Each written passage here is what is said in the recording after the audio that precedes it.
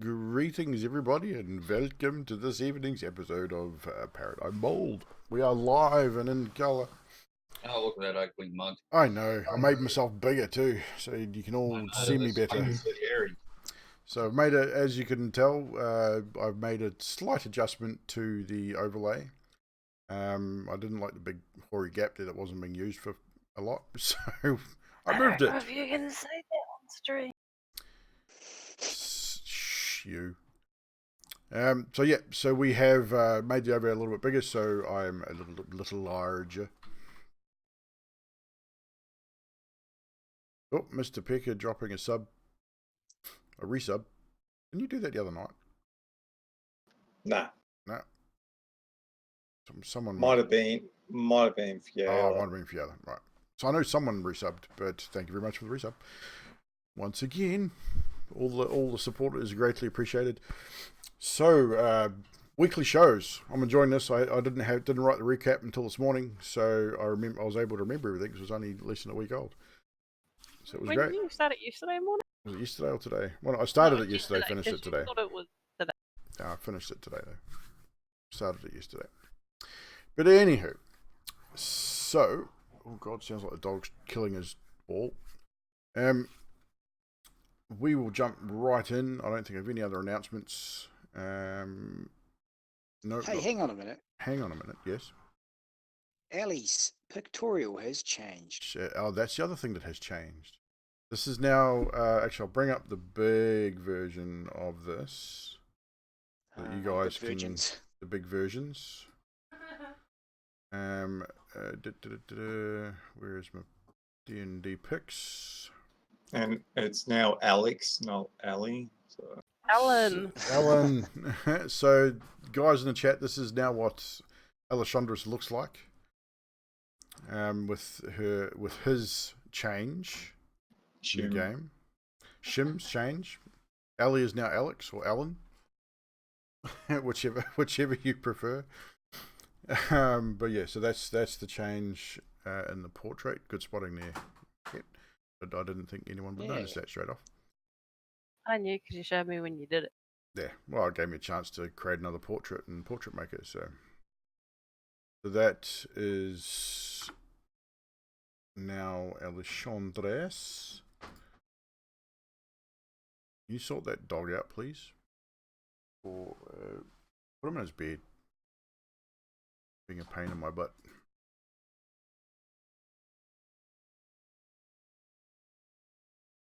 Yeah. Just he's going to keep knocking that board. It's going to be a pain. No. Bed.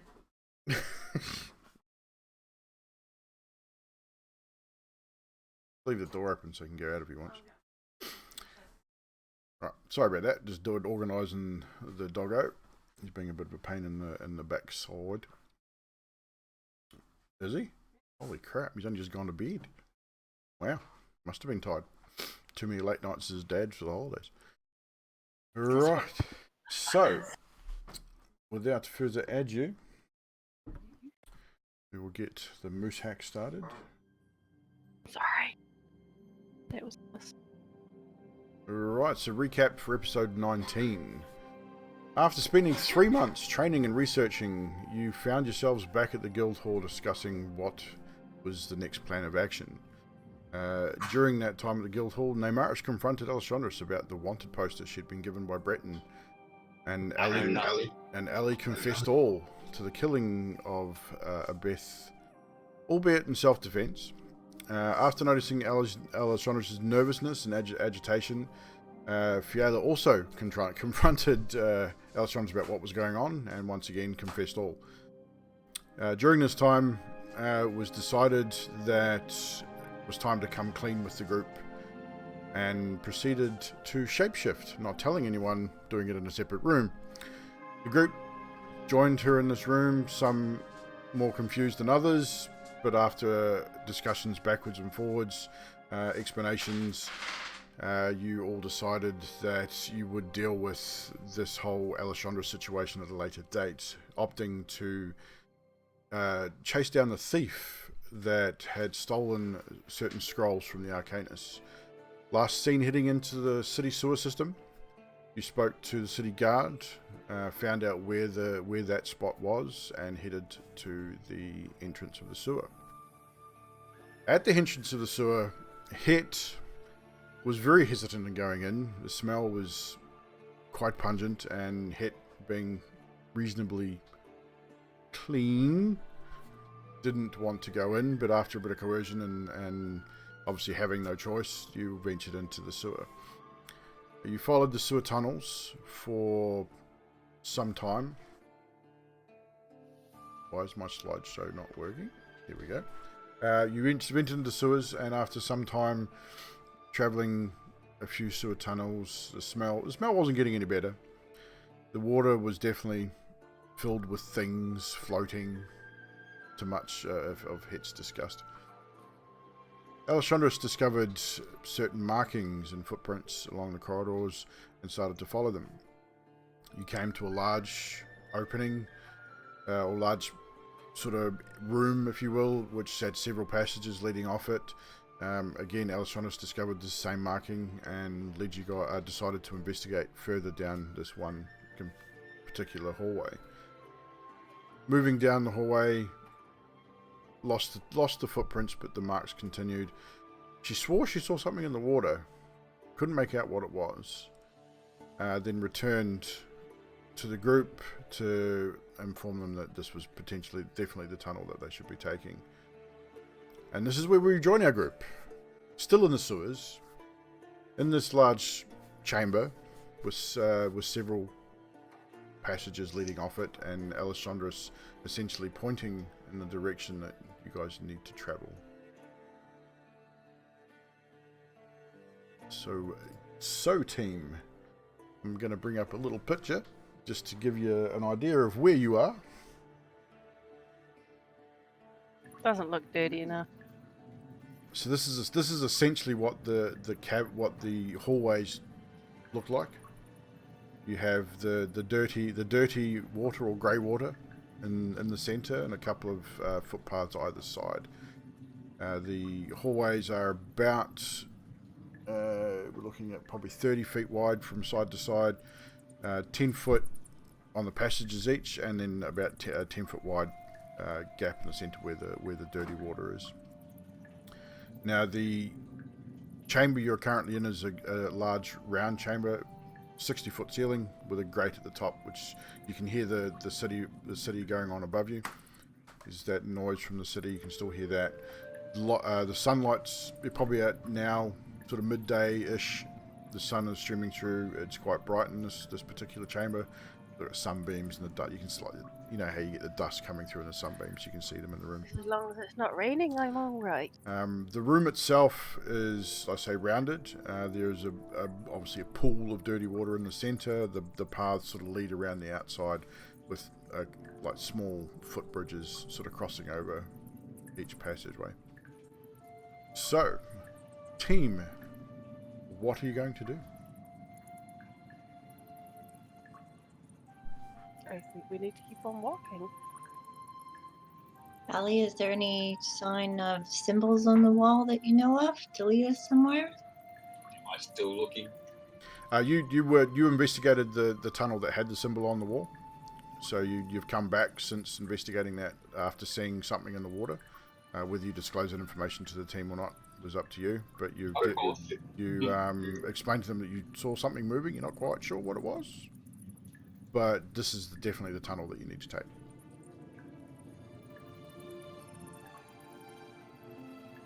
I'll take that tunnel, I guess. Marching order, please, if you will. I guess I'm in front. So Alessandro's leading the way. Who's behind Ali? I'll be behind. So Alright, I'll Sadiq, just add then on me by Namaris, people. maybe? Yep. Yayla and Het bringing up the rear.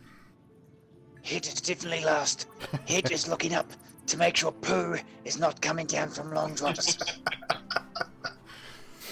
You do see, as you were, because you just happened to be looking at that particular thing, you notice that along the roof of this thing, you can see the occasional pipe sort of that runs out, sort of sticks out and hangs over where the dirty water is. And on occasion, it's not like a toilet flushing, but obviously like someone washing a bucket down, and occasionally you get that sound and the smell of fresh urine and fresh excrement come through every now and again. And yeah, you're taking extra care to avoid those particular pipes and the splash from the water as you continue down this long, dark hallway. And as you leave the main chamber, or that bigger chamber, you're heading into darkness again. There's no torches down these corridors. So as you sort of get 20, 30 feet in, it just slowly gets darker and darker. It's dim because you're still getting the occasional light from certain grates and that along the way, but for the most part, it's dark. If I remember right, Het put a light spell on He my did. back. He put a light spell on you. Yes, he did. You How long did, did but that we last? took it off. How Would long, have that yeah, still. how long does the light spell last? I recall casting it, and I also recall turning it off when Ellie was straight, trying to you went sneak into the around, room. so Yeah. it was off. Normally it would last 1 hour anyway. Okay, so you'd have to recast it if you wanted to recast that. You can. Sadiq, would you mind if I cast it on one of your weapons or something so you can hold it up front? Is that an issue, or? Probably be better to put it further back because me and Ellie actually have dark vision, so we can see fine. It's more for you guys, not for. Which is probably a valid point. Okay, who of us cannot see in the dark? I know myself and Maris can't. Fiala, are you good in the dark? I do have dark vision. Oh, so it's not too bad. Okay, I light up my loot with lights just to keep the rear end lit up. And that also gives See. You guys at the front with dark vision. It obviously gives you a little bit more light to see from. With the dim light now sort of emanating across the group, it extends your vision just a little bit further. So you carry on down this long corridor. You get to about where you originally went to, Alessandros, and can I get everyone to make a perception check for me, please?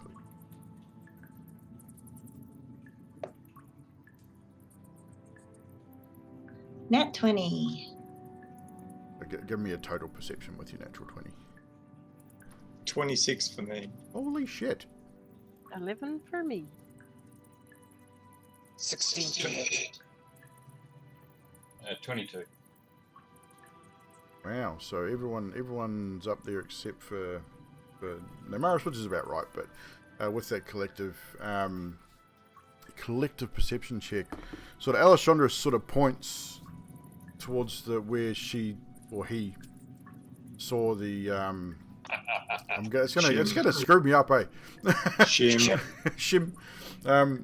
Where he saw the movement in the water, and as you sort of guys are sort of looking in that direction, again you see the water doesn't break, but you see, like, I don't know if you guys have you ever seen like an eel sort of just breach the water as it's swimming, but not quite.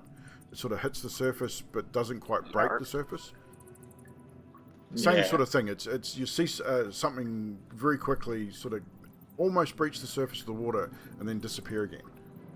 It's very quick, but everyone probably except Namaris would have seen it. Damn it, I was going to see if there's any rocks lying about. Well, everyone would have pointed it out to you, but you probably would have sort of said, oh, you can see the water moving, but you're not sure what.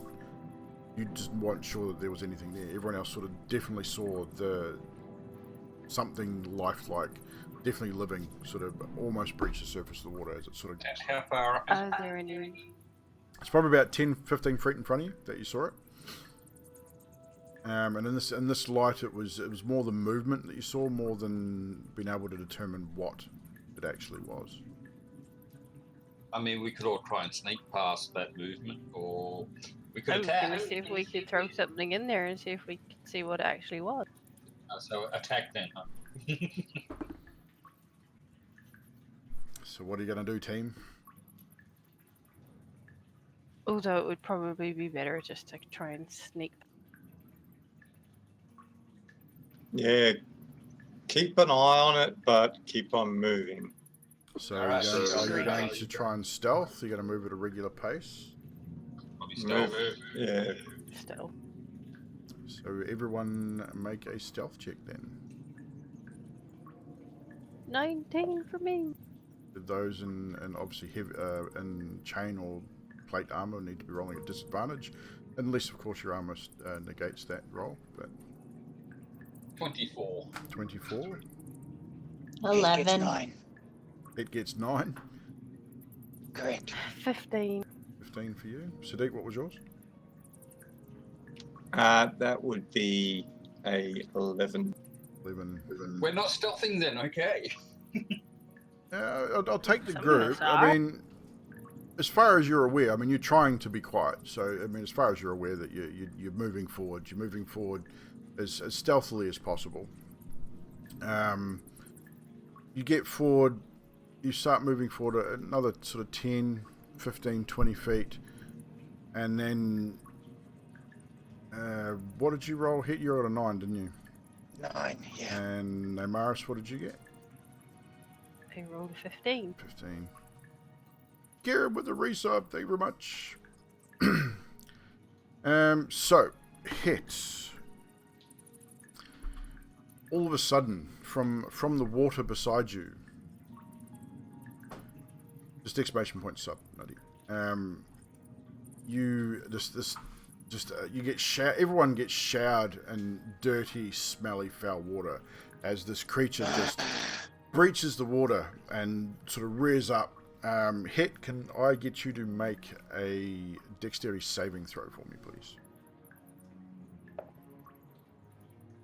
That is 12. 12. Ooh, unfortunately, Hit, you fail the dex save. You, as this creature breaches the water, we are now going to switch to a battle map, and I'll get everyone to roll initiative as well. Thank you. Damn it, I was just going to see if I could try and grab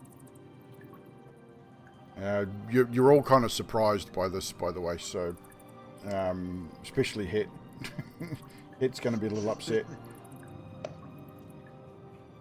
Stop that music. We'll play this music instead. So, as... I don't know, hopefully you guys can see that on there. Oh, nice switch.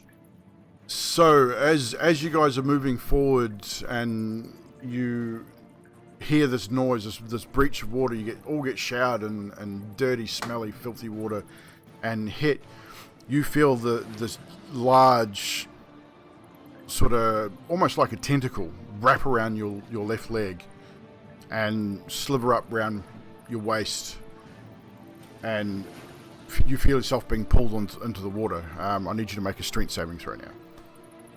Can I make a grab for him? You can make the strength save with advantage with Namaris' help. That was very good because I rolled a natural 1. 12. 12. You're so lucky. That is exactly what you needed to stop this. So as Hit, you start to get pulled into the water.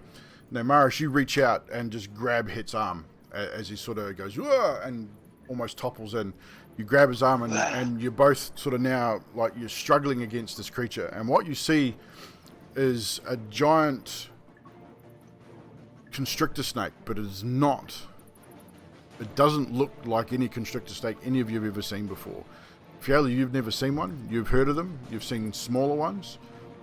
But this one does not look like it is living. It has flesh hanging off its face. Its eyes are a milky white. It has wounds. You can see open wounds on parts of its body where it looks decayed and rotting.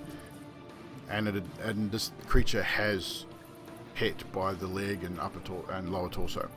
So I'll get everyone to roll initiative. Thank you. I will ask you for your initiatives in just a second. Hit, yours first. 17. 17. Alessandros. 18. 18, probably. Good rolls. Namaris. 21. Ooh, nice. Fiala. 19. High rolls for the team tonight. And Sadiq. Same as Fiala, 19. 19. What are your guys' dex modifiers? Mine's 0. You're 0. What's your dex modifier, Fiala? +2, I think. So you'll go first.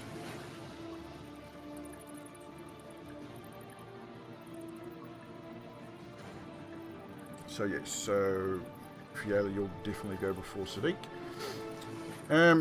So yeah, so at the moment it's just this creature's just breached the water and is attempting to pull Het into the water.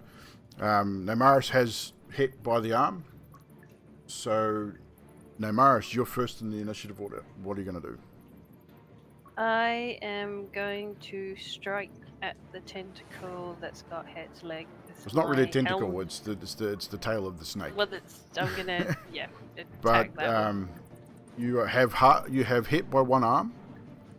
So I'm dropping Het. Sorry, Het. if you let him go, he will end up in the water. I'm sorry, Het. So you're gonna But let I'm you're gonna gonna let him go. you're gonna let him as go. I hit. So you're gonna attempt to attack the creature that's holding him, and you're gonna let him go. Het make another strength save as Namaris lets you go to try and hold yourself up. It's a 5. Oh And no! exactly that. You hear Het cry out, and he is not happy. It's not a cry of pain. It's an absolute cry of disgust as he hits the dirty water. It's only about 10 or so feet deep. It's not very deep at all, but it's deep enough that when you hit it, it is cold. It is foul smelling. It feels disgusting, and you are now being pulled under. You're being pulled under by this creature. You sort of hitting the surface and gaining breath at the moment, but if you fail your next strength save, you will be drowning. Excellent. How deep is it again? About 10 feet. So it will be sweet. over your head. And the creature's kind of pulling you in as well, pulling you under. So, Namaris, make your attack. Right, I have a 19. 19 to hit. 1 moment. Are we legitimately surprised? Is it at disadvantage? Actually, yes, you would be. So your attack would be at disadvantage. Sorry, you are legitimately surprised. Even though that you kind of saw this thing that come up behind the group, it didn't come up in front where you expected it to be. So roll your attack at disadvantage. Sorry. Thank you. Still hit. 19. Still 19. That's what dropped me in the shit. That is a hit. So make your roll your damage. Remember, you're not raging, so you do not add your rage damage. I know, which is why I only got 14 damage. 14 damage Mm-hmm. is not too bad.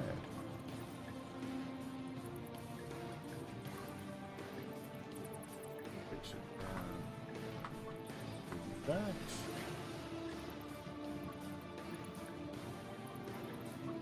So, bonus action. That was your action. Your bonus action, please. And my bonus action is I will cast Shield of Faith on. Are you sure that's a bonus action? It's under my bonus actions. Okay, so Shield of Faith, what does it do? Just explain. Shimmering field appears and surrounds a creature of your choice within range, granting it +2 bonus to AC. So that you're casting it on yourself? And I'm casting it on hit. Is he within range? What's the range? 60 foot. 60 foot? Mhm. Okay, so hit. Does you- that mean it can cast on everybody? No, it's just one creature. It's a creature within range. Yeah, no, I go for hit because he's in the water.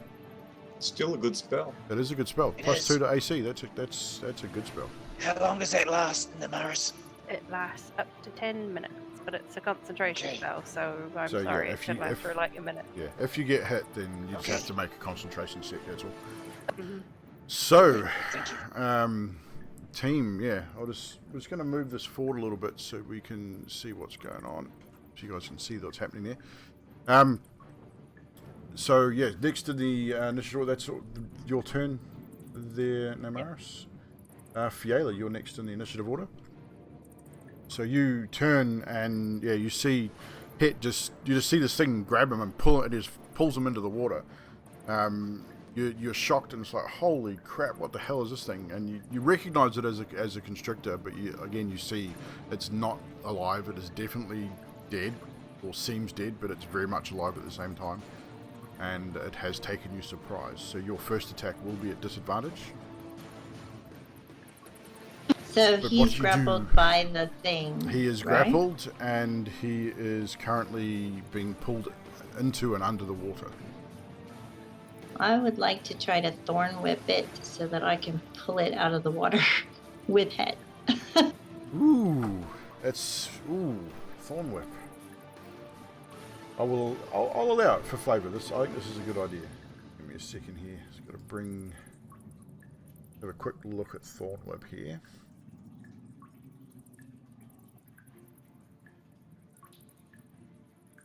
Thorn whip's got 30-foot range. And you can pull it up 10 feet closer. Creature is large or smaller.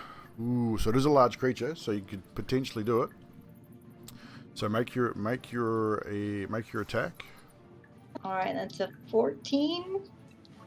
That at disadvantage, you got to roll 2d20s and take the lowest. Unfortunately, That's a 10. unfortunately, you sort of taken a little bit back by this enormous creature that's just erupted from the sewer water, and you cast Thorn Whip and it whips out and just misses the creature as it dives back under the water with head and toe. So that was a miss, unfortunately. Shoot. All right. So bonus action movement.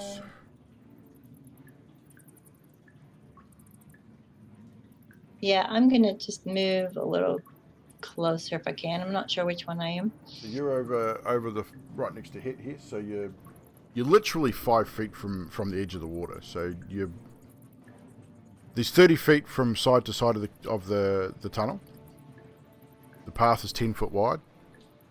So it's up to you whether you want to move to the edge to be within melee range of the snake, or you stay where you are. You're basically within 10 or 15 feet. So. Yeah, I'll stay, and I can do Bloodlust, which is a cantrip, which is a bonus action. Yep. I remember that spell because that's a spell that I was going to look at taking. And it's not good hitting because it's a 2. It's not a hit. You don't, oh, good. I don't need to wisdom worry save. about that then. No, I've got to make a wisdom save with the creature. And what's his wisdom? Rolled an 11, so I believe that is a fail. The save was Yes, it is. 14. So every creature within 5 feet has to succeed on a wisdom saving throw. Will be frightened of you until its next turn. So it's only. Yeah. It was only it's only about 10 feet away from you, so it would have failed miserably because it's a DC 18. The closer it is. Nice. So yes, so the creature unfortunately is immune to being frightened. So Shit. it does not seem to affect it. It just does not look afraid at all. So Just stand here and facepalm myself. That is your turn. Sadiq, you are next. Okay, I need a couple of bits of information. One, is it undead? From what you can determine, it looks undead. Alright, cool, so I'm not surprised by it. No, Two, you are not, is it actually. evil? Is it If it's evil undead, or it's evil. fiendish? If it's undead, it's evil. So I need to add my radiant damage to it as well. So I'm going to throw... Actually, it's chaotic evil, so... Yeah, I'm going to throw one of my returning daggers at it. Okie dokie. Make your throw. Roll to hit. And at disadvantage for your first attack. Actually, no, you're not surprised, so yours is a straight roll. Correct. 22 to hit. That definitely hits.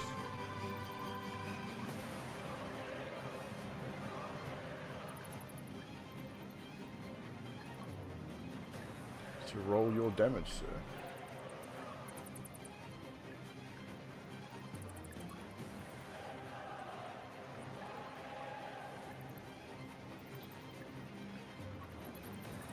Um,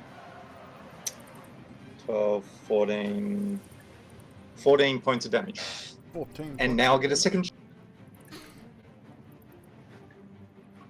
And the second attack.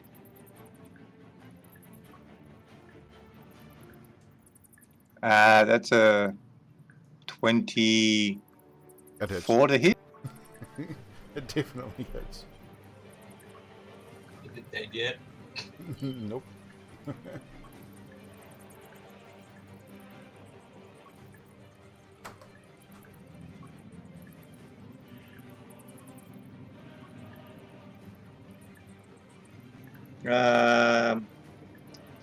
So 3, 6, 9, another 10 points of damage. 10 points of damage.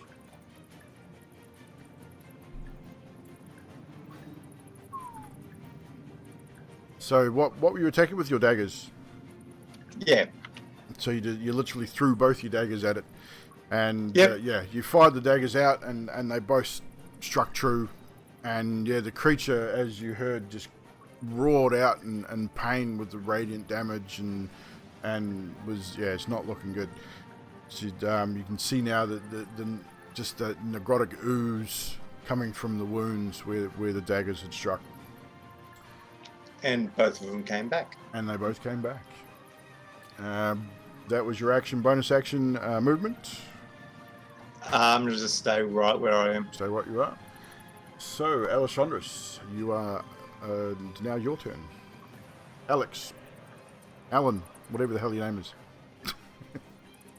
Steve. Steve. Alan.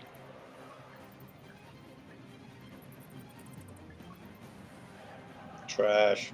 It's your go, mate. Hang on. They did fall off and back on before.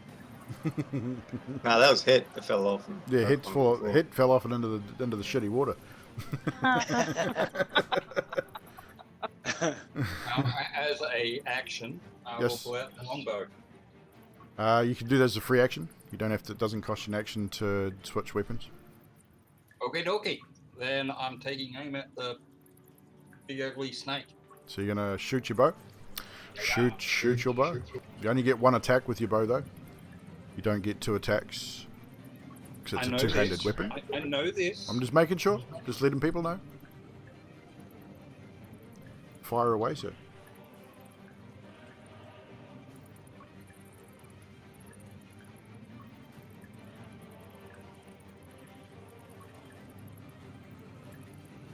Uh, 20. That hits. Roll your damage.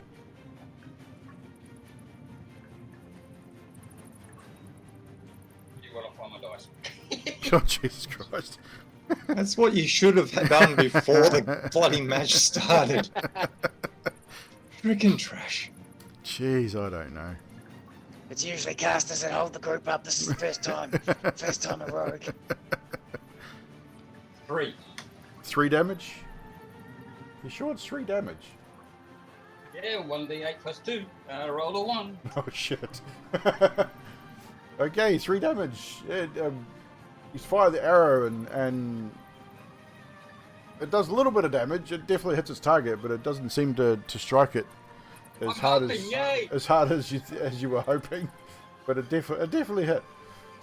And it didn't hit Het, so that's an added No, bonus. this is true. This is true. It didn't hit hit. It was lucky. Head would rather be hit. So I can arrange that. Are you evil or... and with Can't that leap covered in poo. with that arrow strike, you guys now hear another huge splash of water as a second giant constrictor. This one's, even though it looks like a cobra, it's not. Another second, That's a cobra. a second giant constrictor breaches the water, probably 15, 20 feet from you, Alessandros. Also, too, Fiala, can you roll a... let's see here. Can you roll a dexterity saving throw for me, please? Oh no. 6.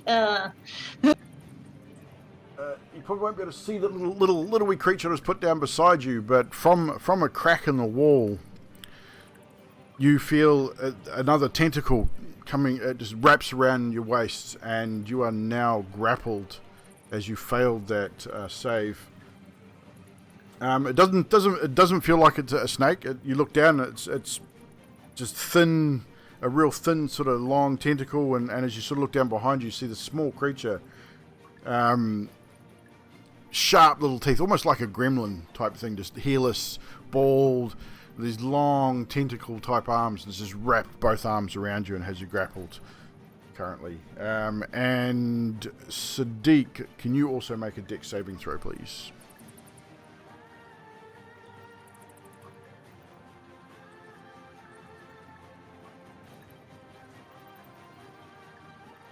$15? That is exactly what you needed. You feel the same thing. These long, spindly, thin arms sort of reach around your waist, and as you sort of look down and think, oh shit, you take half a step back and sort of brush it off, and you see the same thing. You see this little, it's not very big, it's just a small creature, but it's these long tentacly arms, razor sharp teeth, and it's just gnashing its teeth, growling, almost like a chihuahua. It's only there's annoying little chihuahuas nipping at your ankles, but these things have massive, long, tentacle, sort of stretchy arms that sort of reaching out to try and grab you. And with that, it is now the constrictor's turn. The choker's turn, sorry. These little demon dudes. So with Fiala grappled, the little demony thing is going to make a tentacle attack at you. Rolls a 14 to hit.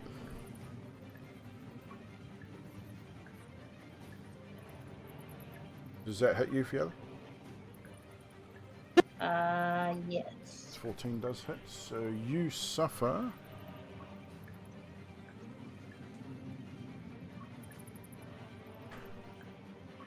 3 points of bludgeoning damage and 4 points of piercing damage. So the creature sort of, with one arm, one tentacle sort of wrapped around it, the other one comes and strikes you across, up and over the shoulder, and you feel the impact through your arm. It doesn't really feel too bad, but then you feel that the claws from the end of its sort of tentacle dig in between your arm, the joints of your armor, and find flesh. The second one will take an attack at you, Sadiq, and it will take 2 tentacle attacks because he is not grappling with you. First one is a miss with a roll of a 4. Second one is a 16 to hit. That's a hit. You also take 2 points of bludgeoning and 2 points of piercing damage. Now, hit. Can I get you to make another strength save against my strength of the constrictor? Sweet. It gets 3. Oh shit. Hit. You are drowning. I am sucking in poo. The constrictor tightens his grip around your waist and pulls you under the water. So you are able to hold your breath for 1 minute plus your constitution. So whatever what's your constitution modifier? 2 minutes. You can hold your breath for 2 minutes. So that's a number of rounds. So It's a long time. You can hold your breath for quite some time. Must be a Dragonborn thing. So that's all that constrictor's going to do. The other one is going to, with a large reach here, has a 15-foot reach. So Alessandros, you are going to be attacked twice by this large constrictor. No, you're not. You're going to be attacked once. He's going to try and attempt to constrict you. So he hits you with a natural 20, unfortunately. Which is a 27 would be the total hit. You need to make a strength save for me, please. 12, 20, so you take 24 bludgeoning damage as well. Natural 20. A natural 20 on the save? Dirty 20. Dirty 20 on the save? So you're still safe, so you don't get grappled. You, as the creature strikes out with its tail and attempts to grapple you, you manage to avoid the grapple and pull yourself out of it, but you get hit with this massive, massive tail, and you take 24 points of bludgeoning damage. I would also say with that, with your strength save, you would have not been knocked prone. I'll let you get away with that.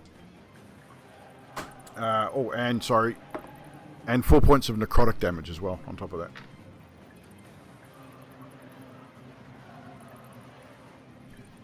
That is their turn. Back to the top of the round with Namaris.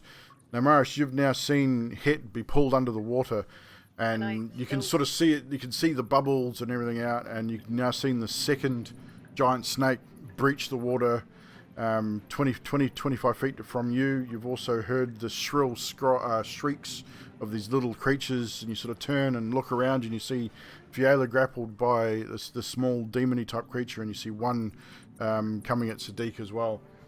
What do you do? Can I grab for Het? Het is underwater currently. You would have to probably jump in to try and grab him. You can't really see him. The water is not clear. It is very dirty and disgusting. You can definitely attempt to, but it'd be, if you're going to do it from the edge, it'd be at disadvantage. So I can attempt. Oh, I'll attempt to grab for him. You're going to attempt to grab for him. So roll a strength check at disadvantage. Sorry, Het. What did you roll? 5. A 5. As you sort of flail through the edge with your hand with the water, and you just can't seem to find any purchase on Het's arm. You find like a shoulder pad, and you went to grab it, and the water, it's more excrement than water, so it's very slick, and you just can't get a grip on Het at all. So that will be your action. You still have a bonus action and a movement.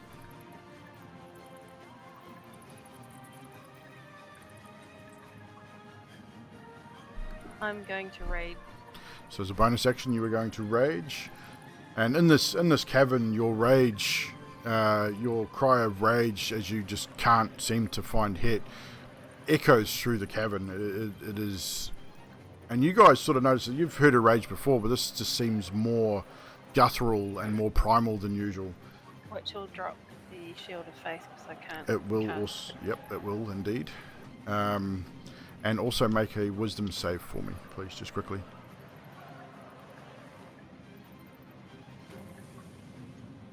6. 6. No problem, thank you. So that's all. That's your turn. That's my turn. Fiala, you're up next. You are currently grappled, so you can't move. You can make a strength check to see if you can break the grapple. So I can't cast either, right? You can cast. You can still cast while grappled. You just can't move. Alright, I'm not gonna do a strength. I'll just do forked lightning, which is 2 targets. So I'm gonna try and aim one where Het is at the snake. Yep. And I'm gonna try and aim one at the whatever the thingy is on the Chihuahua demon. Okay, no worries. So roll to hit. So your first one for the constrictor. It's 25. That hits. Roll to hit the demon as well. We'll get them both out of the way. And that one's only a 6. That one definitely fails. So roll your damage on the constrictor. It'd be 21. 21 lightning damage. Yes. Holy crap. That's a lot of damage. Oh, 3d6. Does he take any of this, considering he's touching?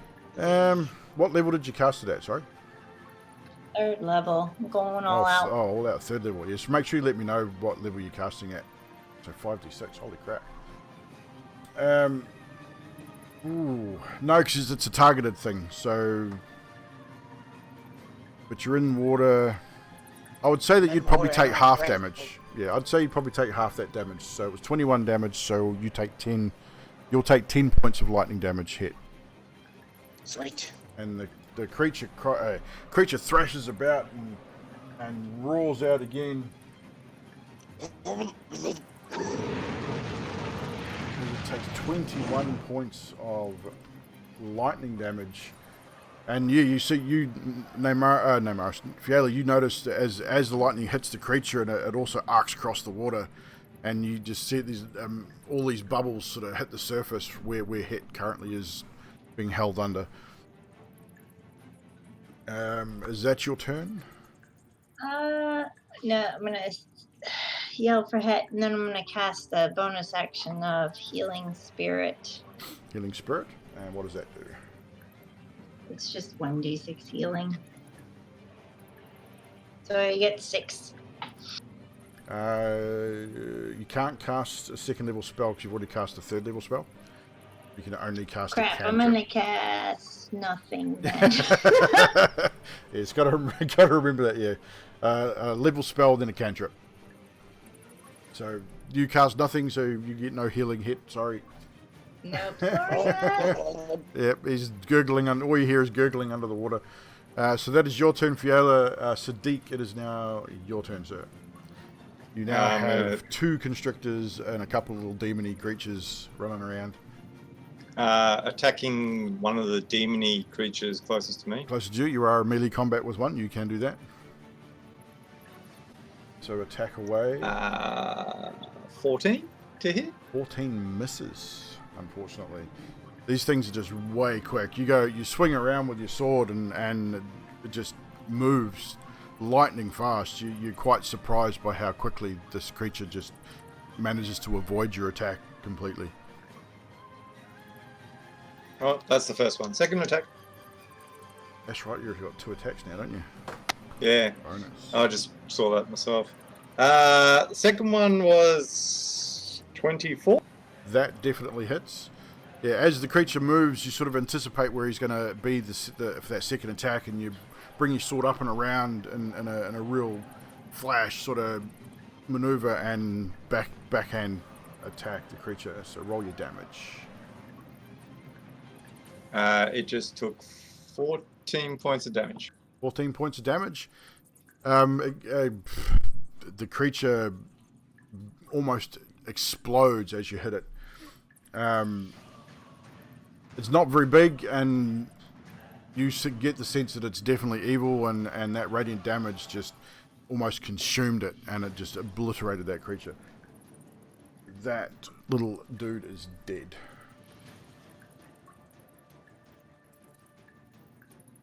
One of those down. So bonus action, movement. Movement closest to next living thing to. So that'll be that. You could either be the constrictor that's got hit or the demon that is on Fiala.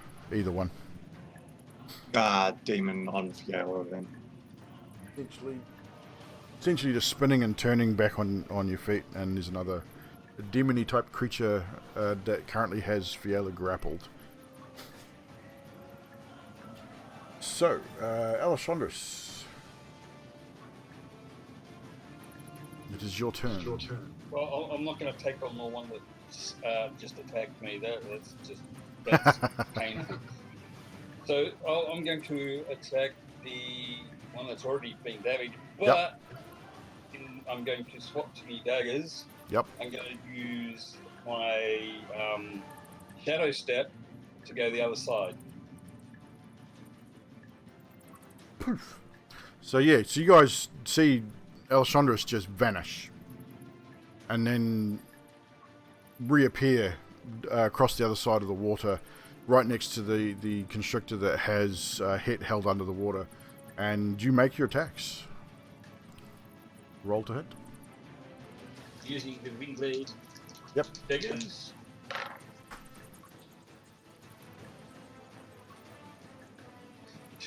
Dirty 20. Dirty 20, that does hit.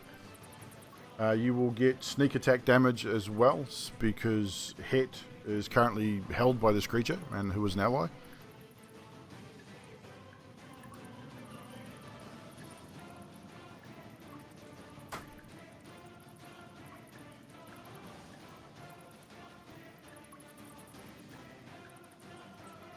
Just a sec.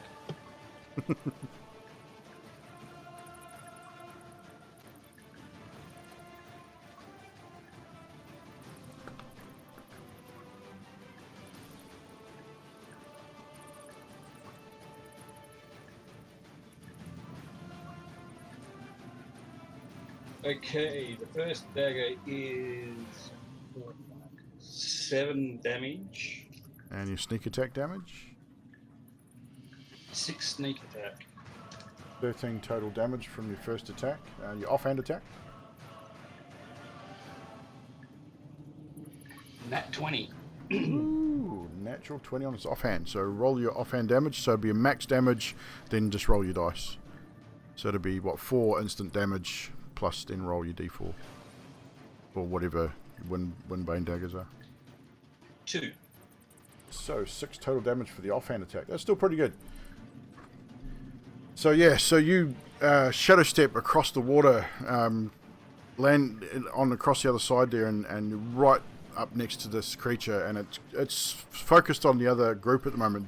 It hasn't even seen you, and as you reach up and stab down with the first dagger, hitting that sneak attack damage and opening up a massive wound across its back, it cries out or roars out in pain, and then just to make matters worse, you open that wound up a little bit further with your offhand dagger, just digging in and raking it across its back.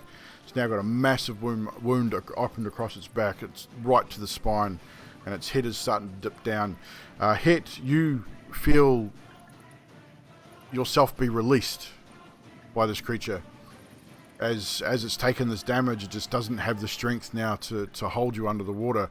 So you are now able to breach the surface and gain that very well-needed gulp of air. Is it still alive? It is still alive, but you are no longer no longer restrained or grappled by this creature, and you are no longer drowning. Okay. So that was Alessandra's turn. Is that everything you want to do? You've done action, bonus action. You still got movement if you want it. Nah, I'm good. You're good. You're gonna stay there. So now it is the little demon's turn. The demon's going to let you go, Fiala, but is then going to attack you twice with its tentacles. So one is a 20 to hit, and the other is a 7, so I think only one of those hits. Yeah, just one. And you now take 3 points of bludgeoning damage and 4 points of piercing damage. A total 7. And the creature looks sort of around and because it's almost completely surrounded by you guys, disappears up the wall like lightning quick. You will get an attack of opportunity, Fiala and Sadiq, as it takes off up the wall. But it will get another action when it reaches its point of movement. So, Fiala, make your attack of opportunity, just a melee attack. Nat 20. Woo! And roll your damage. So it'll be with your whatever melee weapon you're currently carrying, which I think is your staff. 12. So 12 damage. Holy crap. You strike this creature and it squeals. It is hurt and it falls from the wall. You almost took all its life in a single hit, and as it hits the deck, that remaining 1 HP it loses as it hits the deck and dies at your feet. Sort of screaming and like really, it's weird. It's a weird, almost like a little dog, sort of wheezing. It's kind of strange, but it's creepy as hell to watch this thing die at your feet. But it is dead. So to the Constrictor 1. This thing is now, it's just let you go hit. It's sort of spinning, and it's going to attack you, Alessandros, because you were the last one to attack it with quite a large attack. It's going to attempt to bite you with 2 bites. Both are 12 to hit. Yay, it just misses. I believe that misses. You were lucky. It missed on both. I know. So as it sort of reaches around, sort of looks at you and goes to bite forward, just that wound that you opened up on its back is just too much, and it can't quite sort of get the articulation to reach out and grab you like it wants to. The second Constrictor now shoots forward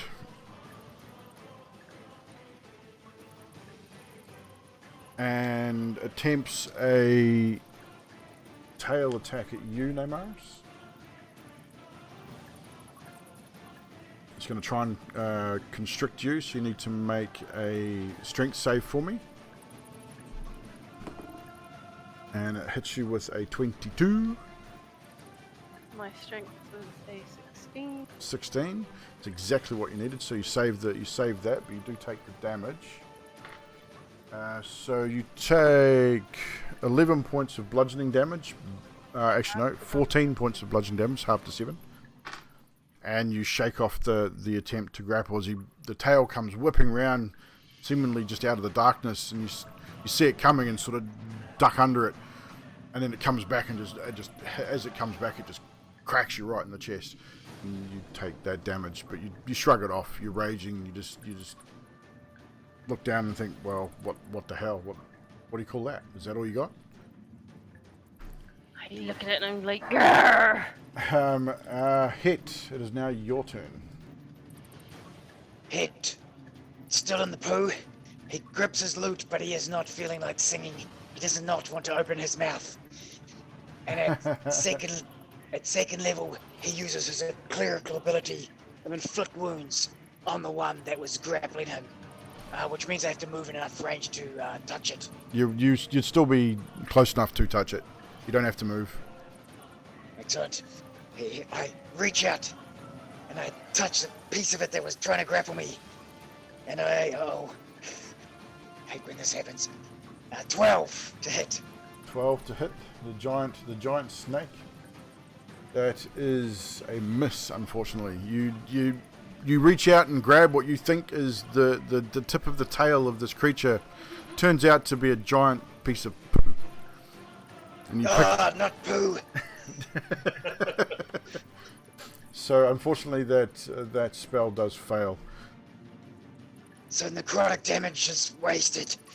But as I see that, I swim to the edge and I pull myself up out of this poo water.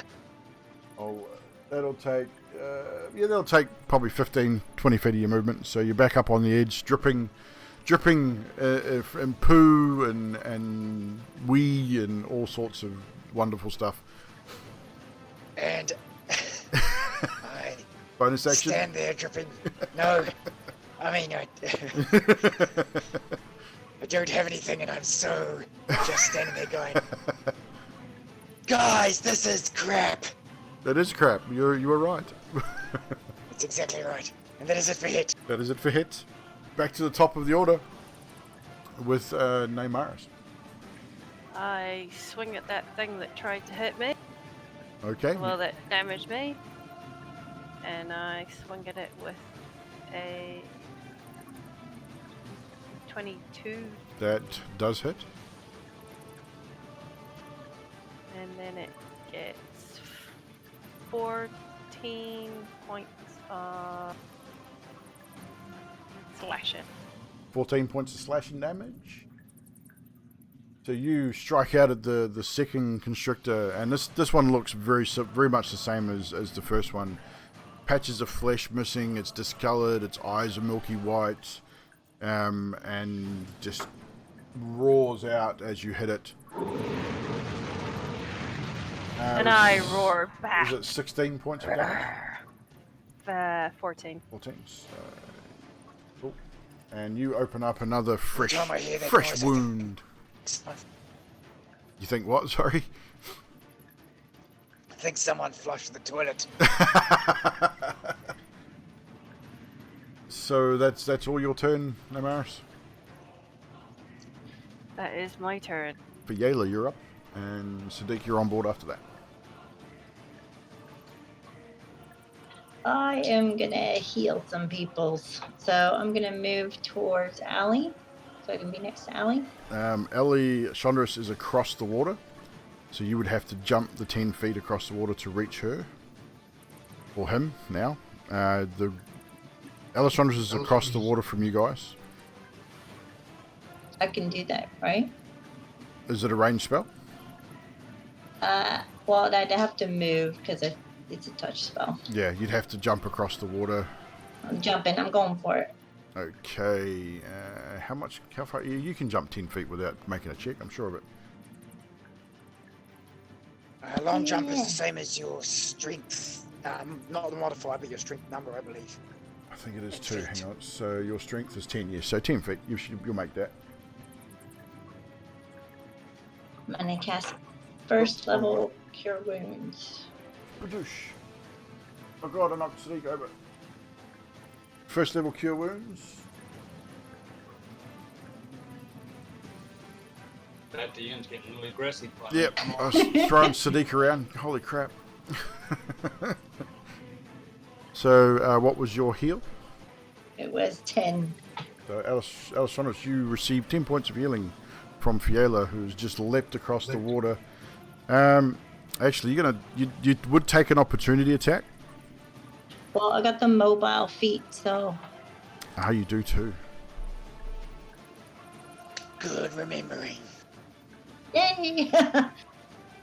Speed is increased by 10 feet when you use the dash action. Difficult terrain doesn't cost any extra movement. When you make a melee attack against you haven't made any melee attacks against these creatures though. Oh, you're being sneaky now. That's the rule. So unfortunately, if you were to jump across there and do that, you would take 2 opportunity attacks, one from each creature, because they both have a 15-foot reach. Reset. Choices. Well, I've So- already done it, so, so I you probably wanna should pay do the it? price, really. Okay, so first one is a 21 to hit, and the second one is a 13. Oh. They both hit. I got a class of 14, so just So one. one misses. So you take. It's not much damage from these guys. Hang on, what's their bite? Kudos for following through though, Fiala. Yeah, definitely. Your character would have done it. So I'll give you DM's inspiration for that too, because exactly that. So you take 11 points of piercing damage from the one creature as you jump across. So that heal stands. So yeah, take DM's inspiration. What that'll give you is you can reroll any saving throw or ability check. Awesome, thank you. It's a one-off thing. So take that. Worth it. Well, it's like you say, you had already done it, and it is what it is.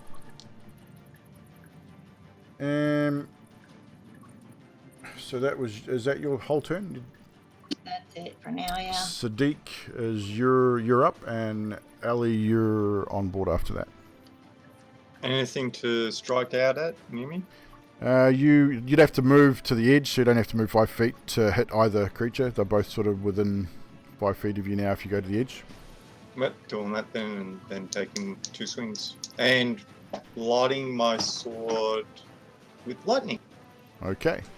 So which creature are you going to attack first? You got two to choose from. One looks really hurt, and the others looks still pretty fresh. Going after the pretty fresh one. Don't have a pretty fresh one? Go for it.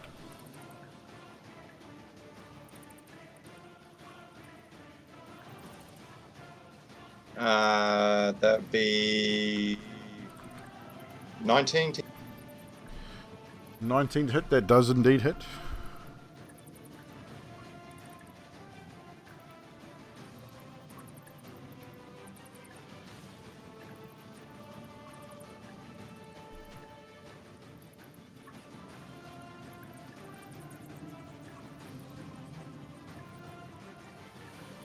$29 points of damage. Holy shit. How much of that was radiant? Let's see. 9. So 29. So 29 plus 9. 36. Holy jeebus.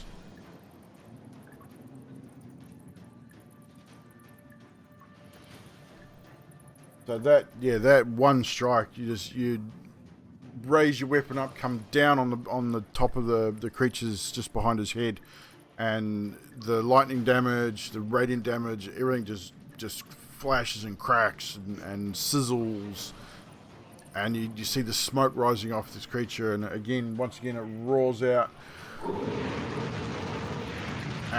in absolute agony. Your second attack. All right. That's 25 to hit. Holy crap. Fucking fighters, man. That does hit.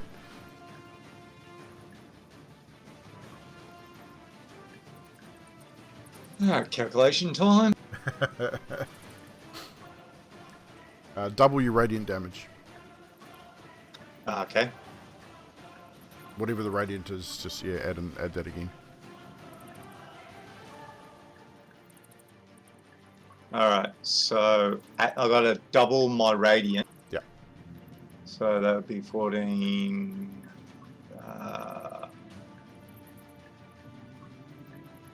It's 21 radiant damage.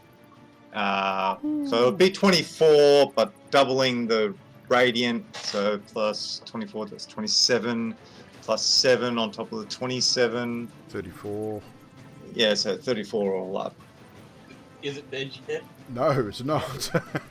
But it is not looking healthy at all. These both creatures now, with that second immense attack on this creature, you've almost severed its head completely. It's sort of just hanging there. The mouth is making movement, but no sound is coming. That was amazing. The radiant damage just absolutely ringing home, illuminating the cavern immensely just for that split second. So that's your turn. Alessandros, you're up, and Hit, you're up after that. Cool. So Ellie, your turn. You've got 2 snakes left, both not looking too shit hot. Alright, attacking the first snake. Attack the first snake. Roll your damage. You'll get sneak attack on the first because you have an ally within 5 feet. And I go wide. What's your hit roll? I'm here. There. That's 9. 9. Yeah, you'd go to sort of stab down again to that, open up that same wound, try and sever the head of this creature, and it sort of just lulls forward a little bit, so you can't quite get the purchase on it. Your second attack, your offhand attack.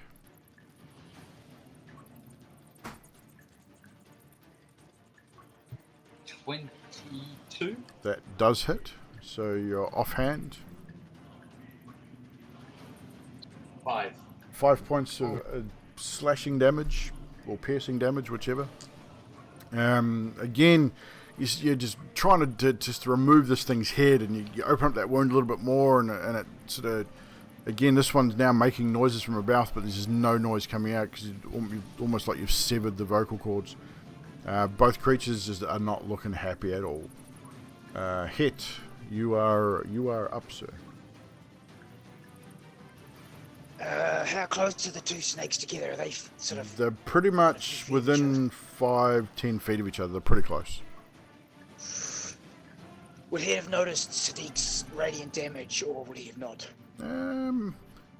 Yeah, you'd know. I mean, you'd know even as just being a cleric that anything undead is generally fire, radiant damage, at anything like that is going to do more damage as a general rule. Okay. So Head you'd doesn't know wanna that go through your bad at the clerical moment studies. Anyway. Yeah. Head's loot. Look, he looks at his loot and it's just dripping with feces and pee. And he just holds the head of it. And luckily, he still has some abilities that don't require verbal because he does not want to open his mouth. And in his sort of whispering, barely open his mouth, he says, "Steel lady, be with me." And he sacred flames, the one that had grappled him originally. Sacred That's Dex flame. 14, Dex save. Dex save. Ooh. Now, where's my stats here? No, that's a fail of an 11, I believe. Yeah, 14 he had to make, so he takes some radiant damage here. Anything over 5 is dead. So you can Okay, well, I describe rolled us 12, describe the creature's demise. So you can see, as I explained, Head does not want to open his mouth, but just the edges of his lips curl, and he says, "Steel lady, be with me." And a column of radiant light just dives down into that water from God knows anywhere, and it doesn't splash it at all. It just irradiates that creature, and you see the skeleton. Obviously, it's half undead anyway. You see the skeleton illuminate, and then it shatters and underneath the water, illuminating under the water for us all to see. Lovely. All that poo and goop and Yes. and that's And then that constrictor does die almost silently. I mean, you got the sound of the column of radiant energy and a little bit of an echo going on in the chamber of water and things like that, but the creature makes no sound as it dies. It just is completely obliterated. And Head would like to move forward 30 feet towards the stairs, I believe they would be, but still facing the enemy. Yep, 30 feet towards the stairs. You're exactly right. So he's sort of backpedaling so he can get a sort of a reverse shot at the head of the snake next to him. No worries. And now it is the final constrictor's turn, and in a last-ditch effort to take its enemy with it, it is going to use bile spray, which is, when I find my little template here, the 15-foot cone of necrotic goop, and it will get both Sadiq and Neymaris. I need you both to make a dexterity saving throw, please. Neymaris, I believe you have advantage on that because you are raging. Praise be, and that was meant to be. You're too quiet, I can't hear you. I said thank goodness, because that was shit.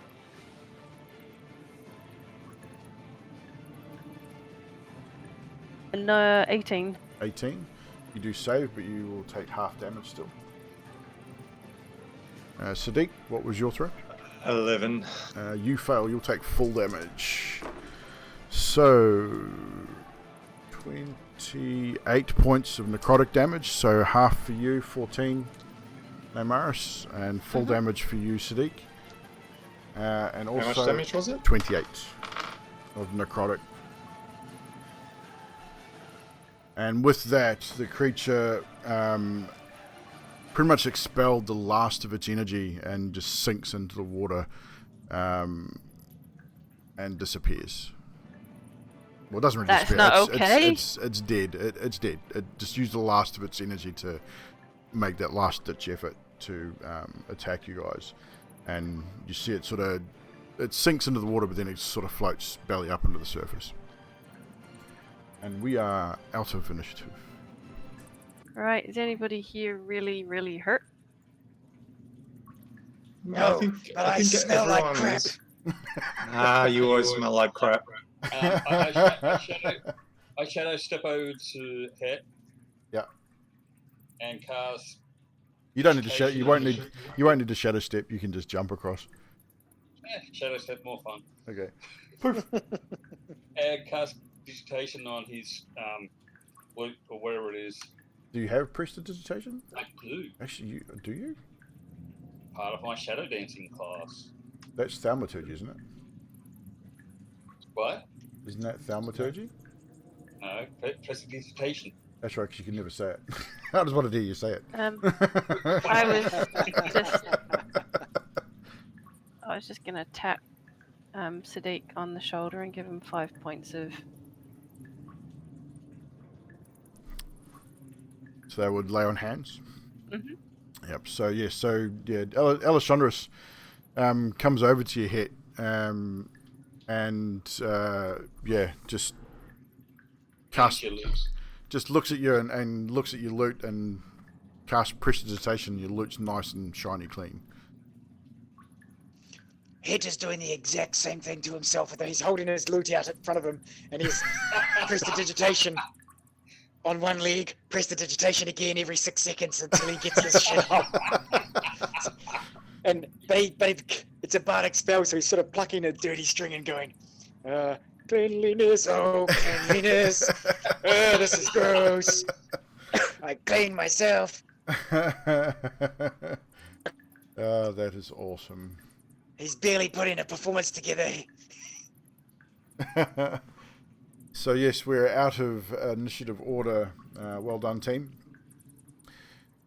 So you guys are now in this corridor. You hit, you're all nice and clean.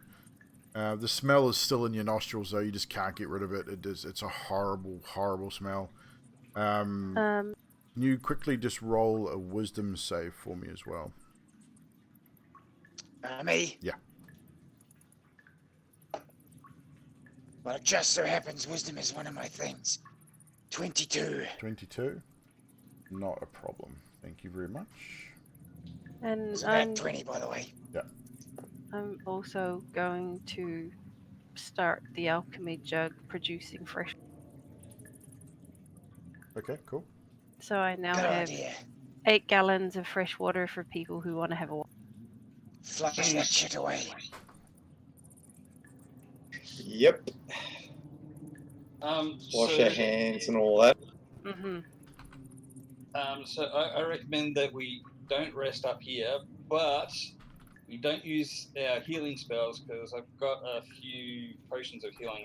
3 potions of healing and 3 greater potions of healing. Who wants one? And we all have Sadiq's plasma pills. We do. Yeah, but you can only use them once a day. Oh. I just sent you a private message in the Discord as well, Baz. So who wants a flask of healing? Yes, please. Hedge is good, thank you. I think I've already got one. Oh, I've got one as well, actually. I've got 3. Yeah. What was the rule with the healing? So Potions? with any healing potion that you've purchased through a vendor or you get through the guild will do its max healing every time. So you don't have to roll for it. So that if it's a regular potion, which is normally 2d4 plus 2, it'll be a max of 10. So it'll be just a 10 HP heal. Sweet. So those potions I didn't actually acquire from anywhere. We found them. What would they do? You found them? Roll a d20 for me. Tell me what you get. Hedge took a potion anyhow. His own. 19. 19? Yeah, they'll do full. I'm taking one of the greater healing. So what do they do again?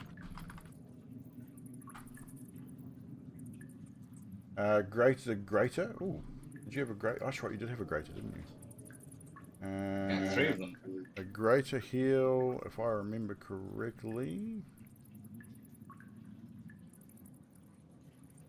Find it.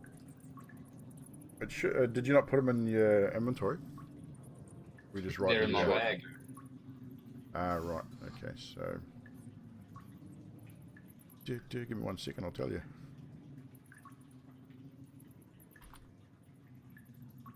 The greater is 44 plus 4, so it'll be 20. Be max heal. And what's the normal ones? Normal ones are 10. You know, if you actually click on them, Don, you can find out yourself. If they're in your bag, if they're in your on D&D Beyond, you just click on it and it will tell you what the roll is. Yeah, I got them in my notes, so Yeah, no, that's what I kind of figured. So the superior healing, which is the blue one, is 8d4 plus 8. So that's a 40. And the supreme is 10d4 plus 20. So it's a 60 heal. Chances So that's for chances of you those finding that that one die. are probably quite rare. So, I mean, if you want to buy one, you can, but they'll be extremely expensive. For those of us that died. For those of us about to die. We salute you. Now move on. Come on. Nothing to see here. Just shit and stuff. Come on, move on. So yeah. So what do you guys do now? Your combat is complete. The creatures have been dispatched. You've all cleaned yourselves up and had a bit of a heal.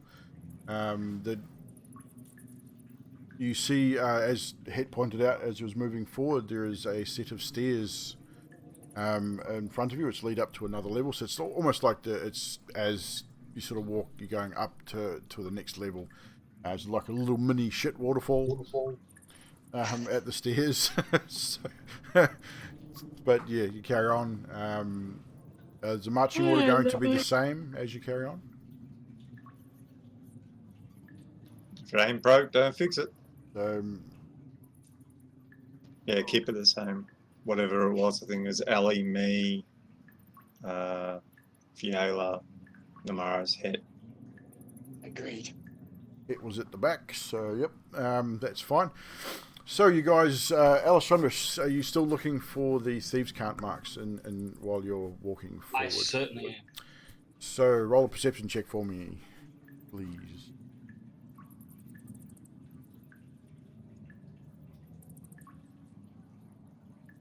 16. 16. You look, you're keeping a good eye out, and every now and again you still see that same mark, and it seems to be leading you in the right direction.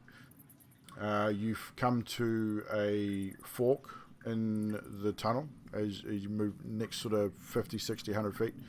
You come to a fork, which one fork goes left, one goes right. You look around, and with that roll, you do find the mark again, and it leads you down the left fork of the tunnel. Do you proceed? Yep. So you proceed down the left fork, and you guys have been down here for quite some time now. I mean, you're starting to feel a little claustrophobic. Obviously, the dunking in the poo water and being held underwater didn't help that situation, so you're a little agitated. Would you say water claustrophobic? I would say so. And just Water closet, get it. water closet phobic, yeah.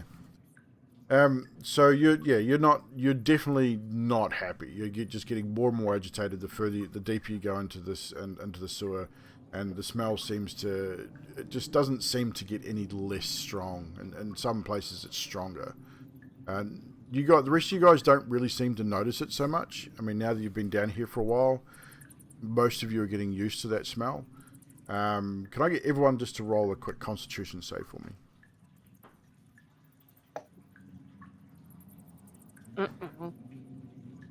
That doesn't sound good. Dirty 20. Dirty 20 for Alessandros. It gets 5. Oh, shit. 22 This is going for like me. you, Ellie. Fiona. 9. 9. Namaris. 7. So, all those under 10, you guys are starting to feel a little nauseous. It's the build-up of methane gas down here as well.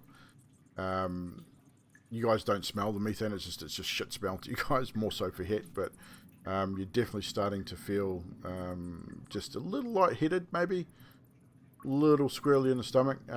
Those that rolled over 10, not really phased by it. Just another day in the dungeon. Pretty much. I mean, it's just the smell's there, and it's gross, but you don't seem overly affected by it. Sorry, 1 point DM, just what I see on the board.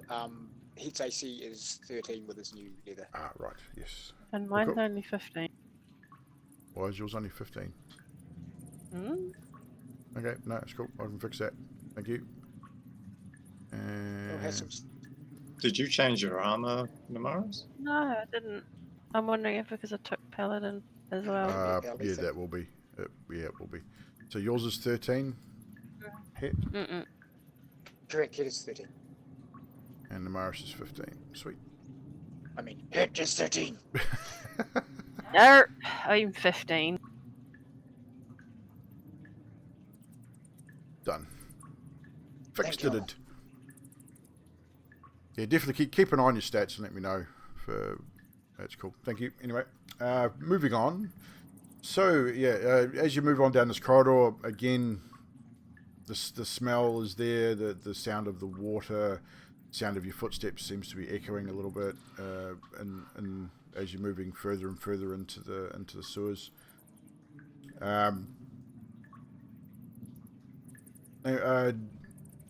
Alessandros, you find another mark.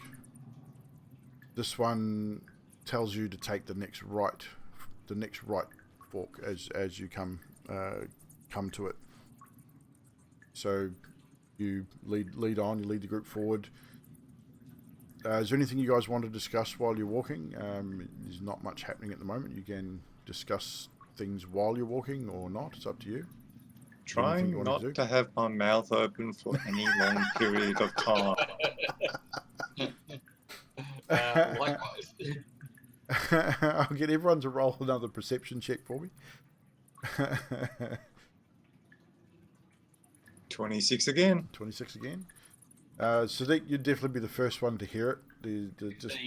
The scuttering of little feet. Nat 20 for hit. You hear it as well. Right. Hit. 20 now. 90 for Neymar. Anyone over 15 will hear this.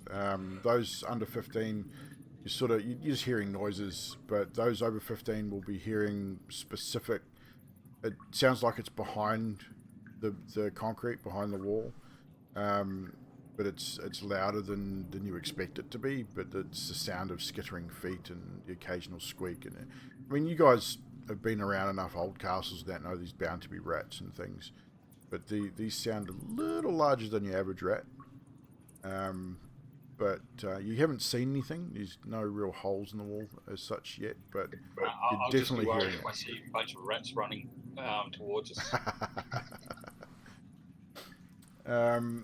So you carry on down this corridor for another 50 or 60 feet, and indeed, you come to another fork, and you take the right fork as per the instruction.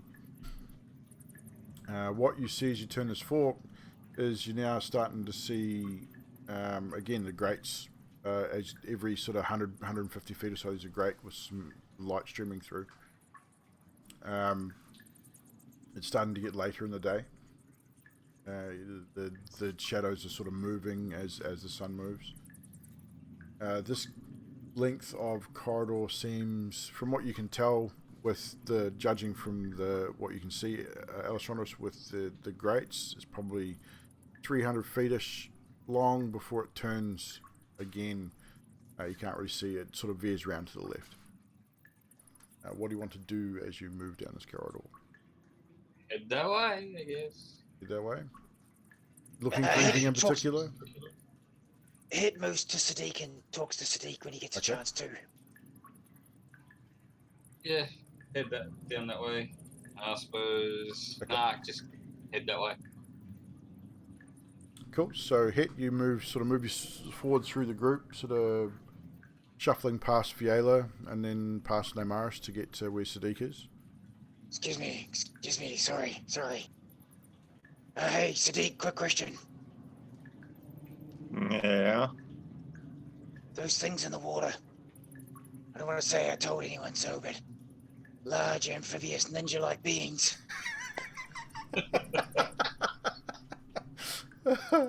Nonetheless, my question to you would be, have you seen anything like that before?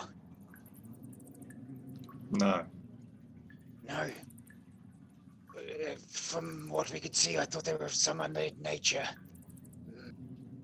Would you agree? The ones that we just fought, yes. Yes.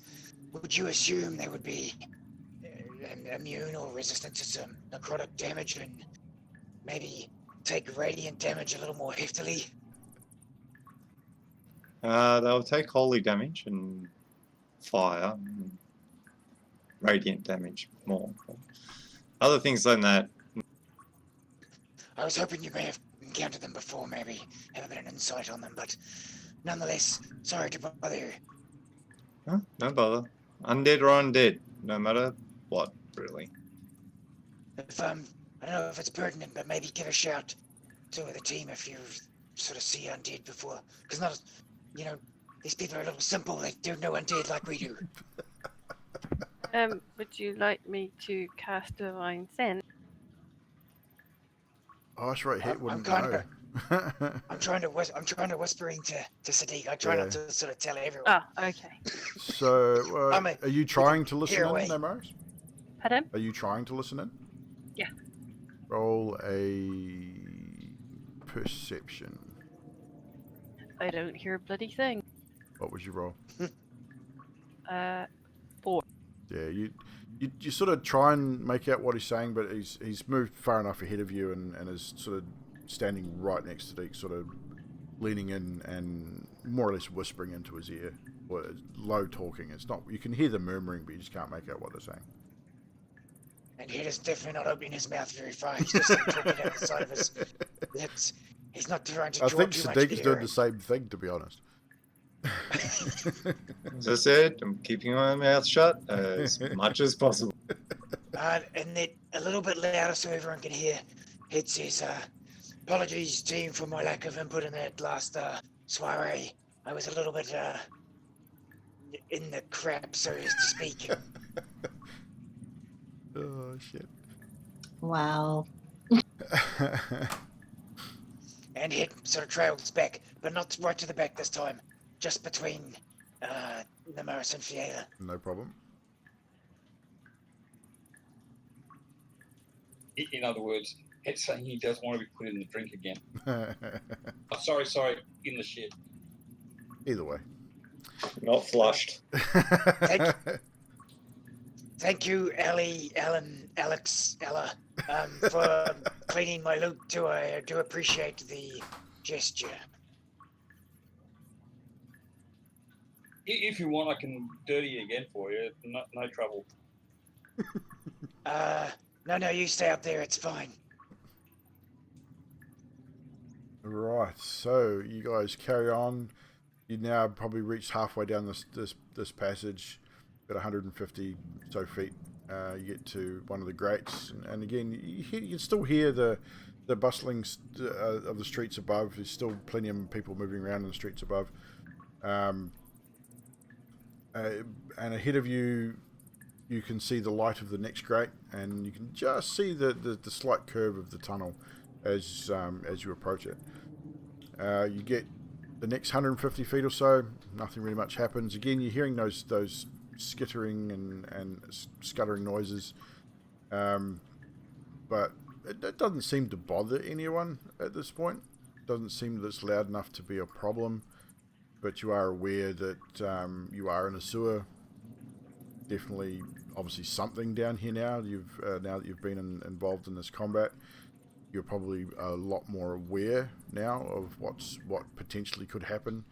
This prophecy is obviously spilled over and corrupted all manner of beings in the realm. As you've now seen not just zombies and skeletal warriors in your travels and vampires, you're now coming across creatures of the world that have been tainted and corrupted by this undeath. So you move forward to the left turn in the tunnel, and as you get round to the turn into the tunnel there, you sort of look down it, and there's no more grates. It seems to dip down and start to slope downwards. It's starting to get dark again. So your light spell would have probably faded by now. You have been using the light of the grates in between, sort of getting it with dim light. You do have people with dark vision in the front, but those who don't have dark vision, it's starting to get darker and darker as you sort of start to descend slowly down this corridor. Every time we get basically, when the spell ends, Hit will just recast unless he gets told otherwise. Okay. So he pulls his lute forth and casts it on the head of his lute, holding it up like a torch. No problem. And he hums to himself without opening his mouth too much. 1,000 points of light. So he's singing through his teeth. Exactly. At the side of his grin. More of a hum. It would definitely be more hum-like. Yeah, the light doesn't seem to be as bright as normal because the pronunciation of the words, as he's not really enunciating the spell like he normally would, so the power of the spell's not quite 100%, so it's not quite as bright. Still bright enough to see, but that dim light that it normally gives off out to 20 feet is only about sort of half that, so it's not quite as bright as usual, but you guys will manage. So you start descending this long, dark corridor. Every 100 or so feet, Ellie, you do see again that little thieves' cart symbol telling you this is definitely the direction that you need to be going. And again, you guys hear that scuttering of lots of feet, and it's this type. It's a lot louder, and there's a lot of this noise. Like, if you didn't know better, you'd say there was like 1,000 rats ahead of you. It's quite loud, and there's a lot of squeaking, and some squeaks are louder than others. What are you doing? Continuing on. It's going to push on. Pushing on. As you push forward another 50 or 60 feet, and you see 3 or 4 small rats, nothing too big, sort of coming towards you, and they're just sort of running down the wall, and they sort of scutter on past you. Another few steps, see 10 or 12 rats sort of grouped together, again running down the length of the wall. Oh, crap. And can I get everyone to make a perception check for me as well? Nope. 18. 12. Anyone over a 10 will see this. So Nope. all those with a 10 or more, you will notice that on the other side, because you guys all group back up on the right hand side as you're walking down this corridor, on the left hand side across the water, you see a group of probably 50 or 60 rats, all moving away from the direction that you're currently walking. Would passive be okay? Yeah, you could use your passives. So everyone link's gone over 10 for passive, so you probably all notice it, because you're all walking in that general direction. So as the rats sort of cross into the light of the light spell, you'd see them under your feet. There's not as many on your guys' side, but there seems to be a lot more on the other side, and they're all moving away, like coming from the direction you're heading. They're going the opposite direction, and just as you keep walking, it seems to be more and more rats are coming in your direction. What's that? Fast, slow, or hurried? They're not slow. They seem to be all. They're not like they're scared at this stage, but they're definitely moving with intent. We'll say. Has anyone got a little flute? Actually, In the distance you I hear, do. no. yes, I do. In the distance you hear, no. I have a flute. I wonder, Nimars, if you could play a tune and lead the rats away. I could try. You gonna try and play a flute? Oh. My roll performance check. Put hands over ears. Actually, I think you have If to roll I that. have to make a will save, I think you might have to roll that at disadvantage because I'm pretty sure you're not proficient in flute. Why have I got in my tool? I don't know. Because some of the backgrounds allow you to choose. Oh yeah, flute and a horn you carry, but you are not proficient in. Right. Well, I'm sorry, guys. So what was your performance check? Was 6. 6. Yeah. So Namaris pulls out this flute. She looks at it.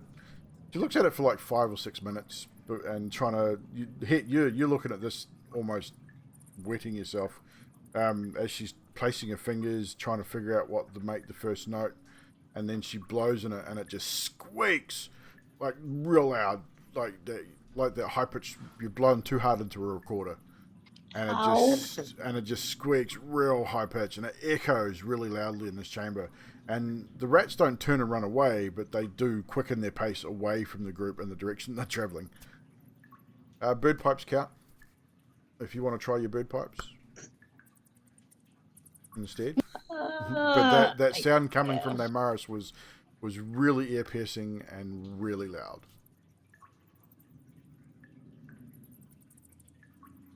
I quickly put it away. Does anyone else want to try anything? I don't think so. You'd be able to roll a straight roll because you've spent some time learning with the druids. So okay, I'll still try. have to roll a performance check, but 16. 16. This is not the first time you've played the bird pipes, but you'd know that they're probably not going to have any effect on the rats. I mean, that's specifically for bird calls but essentially imitating bird calls at the end of it. But you can make music from it, and you play reasonably well. Het, you're reasonably impressed with the pipes. It's a real nice sound. It's clean. It's in tune. It's a nice melody. A nice set of pipes. Namaris, might I borrow your flute? I hand my flute to Het. Het uses the underside of his armor and between his arm and chest to wipe the goo off the end. As you do. Then, and then shakes it around a little bit to get all the saliva out of it. I do have a jug of like 8 gallons of water, guys. You can flush it through. Then Het begins to play a small tune on the flute. Very, I guess, Pied Piperish. Performance check with your proficiency modifier. I'm also going to sneakily cast command on one of the rats. Okay. What's the save? Is there a save for that? Wisdom save, yes. I'm not sure what the wisdom of a rat would be. Be pretty low, I'd imagine. Probably like 0. Would be 0, so I'll just go with a d20 roll. Okay, so I rolled a 10, so I'm pretty sure that's a fail. Yeah, that's a fail. So I've commanded the rat to follow, and I mean follow the flute as I move it around, and so I'm just directing it in circles and back and forth like a cat to a laser. And that's exactly what it does. You guys Performance check was an 18. 18? 19. And yeah, you pick up the flute, you look at it, you wipe it off, and you just start playing, and you play this real melodic tune back into the Pied Piper's own tune. And yeah, this rat just stops and sort of looks up at you, and you'll notice it. It's right in the light of the light spell, and it sits up on its hind legs and sort of starts swaying backwards and forwards almost like a snake, and then moving. As Het moves the lute, the rat moves and mimics the movement of the lute. And Het does this for about 10 or 15 minutes before he gets bored, I would dare say, and then releases the spell. Lovely, Het. Now do the other 60. I just need 90-second level spell.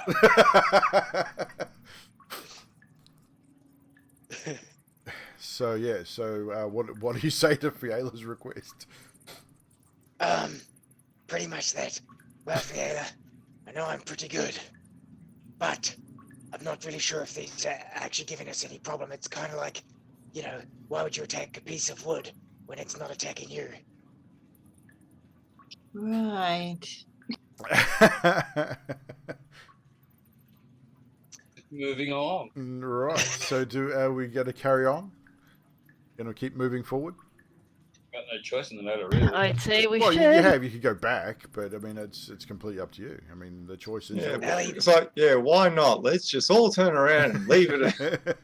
Hang on, We're halfway there. Let's go. How about we let Het decide what we do? Ellie, that is terrible. That is the worst decision you have ever had. If you guys want to go back, you can, but I'm still going on by myself. I am not a tracker, and I cannot read these symbols on the wall. And I'm So definitely. what you're telling me is you get lost on the way out.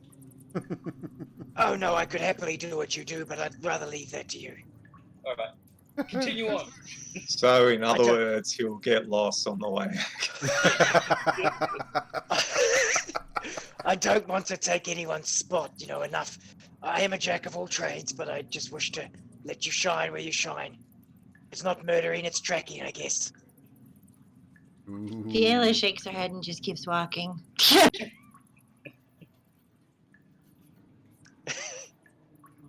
I don't know if Alessandra's caught that dig there, but that's all good. Ignoring. So you guys push on, and more you see as you keep pushing forward, you see the volume in rats starting to increase. Nothing alarming yet, but it's unusual to have this many rats all moving in one direction at one time.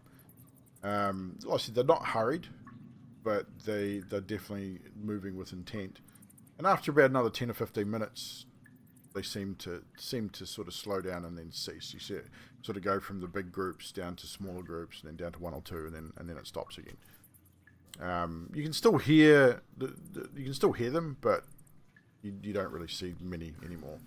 And with that, we will pause there for a quick loo break and or drink break. Be back in 5 minutes, guys. Chat, thanks for hanging out with us again tonight. I know Nutty needed to go for a wee, that's why we're stopping. So, if you give us a couple of minutes, we'll be right back. I'm just going to run a quick ad break as well. Cool.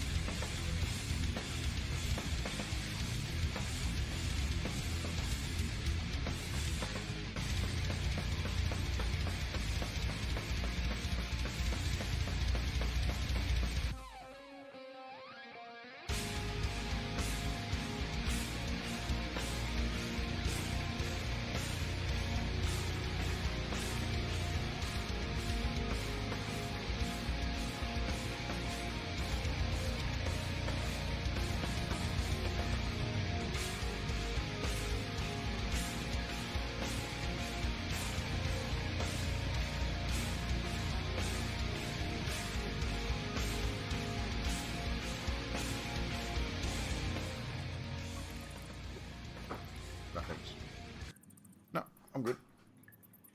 Right, chat, and I'm back. So, cheers, chat, for hanging out with us again tonight. Really appreciate you guys stopping by and checking out this insanity we call Dungeons and Dragons. If you do have any questions, feel free to ask. We've got a couple of minutes before we start up. Also, too, join the Discord.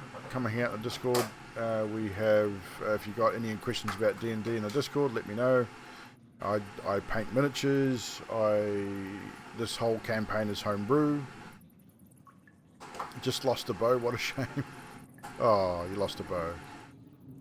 Damn. Did you die or something, Drax?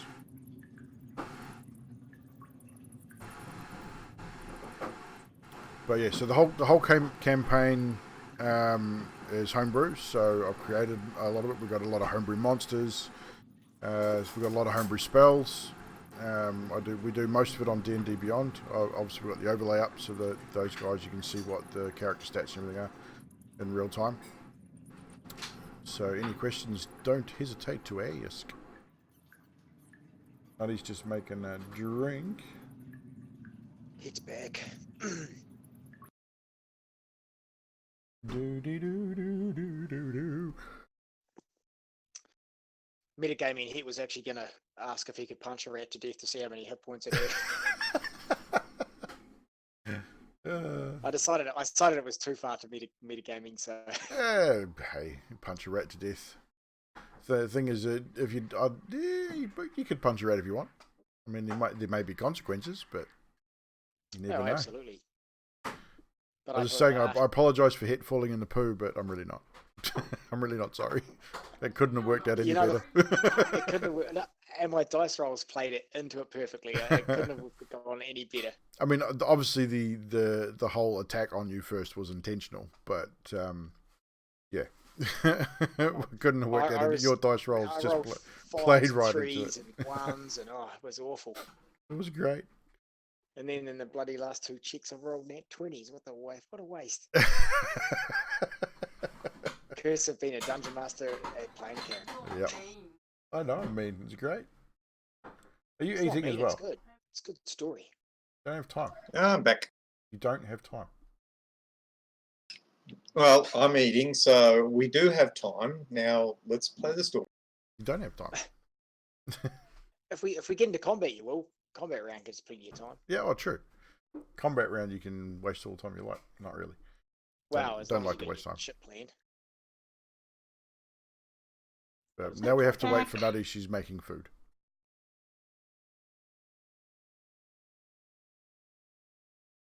No, so we already had food sitting there on the stove waiting for us to dish it up.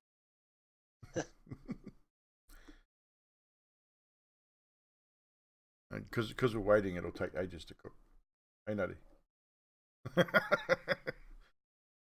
It will. No, you're fine. We can start without you anyway. She doesn't bring anything to the game anyway, I'm sure. No, she doesn't bring anything to the game at all. She's just a meat shield. Let's do this.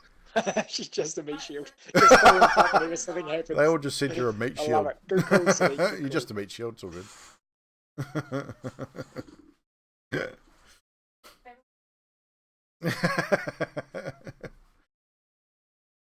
Oh, wow. So, sewers.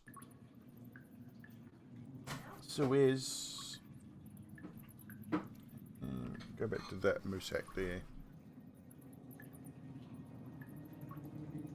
I'm surprised Het hasn't played Dude Looks Like a Lady yet for Ali.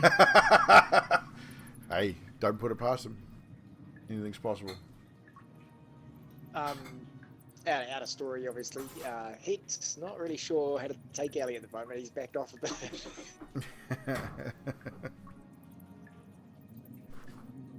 Right, so Piers Nutty is back at her desk. So we will return to Valon Sewers, and you've just had your rats have just all gone past you, and you're now carrying on through the sewer, descending down further into darkness. Well, with a light spell going, so you're not. It's not completely dark, but it's you're definitely going down further. You now turn to your right as the corridor drifts around to the right, and you're still hearing these rats, even though the rats have gone now. It's probably been 15 or 20 minutes since you had all those rats pass you, and you can still hear them, like they're right next to you. It's still fairly loud, and it's kind of unsettling in a way. Hey, Fiala. Hmm? When you see a rat, are you able now to take the form of a rat? Yes. Okay, good. That's good to know. Why? Well, I'm just thinking if all the rats were running from something, maybe it was a giant cat. Therefore, we could use you as bait to trick it into, if you turn it into a rat. How much feces did you swallow, Het? Yes, Yes, quite a bit, I think. I was trying to hold my breath for a long time.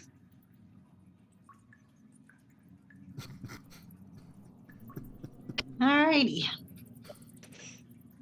So, you carry on down this corridor. You now find yourself in another straight.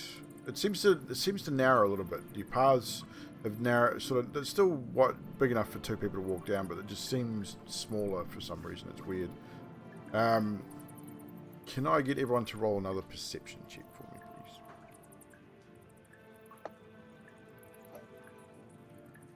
please? Wasting net 20s here.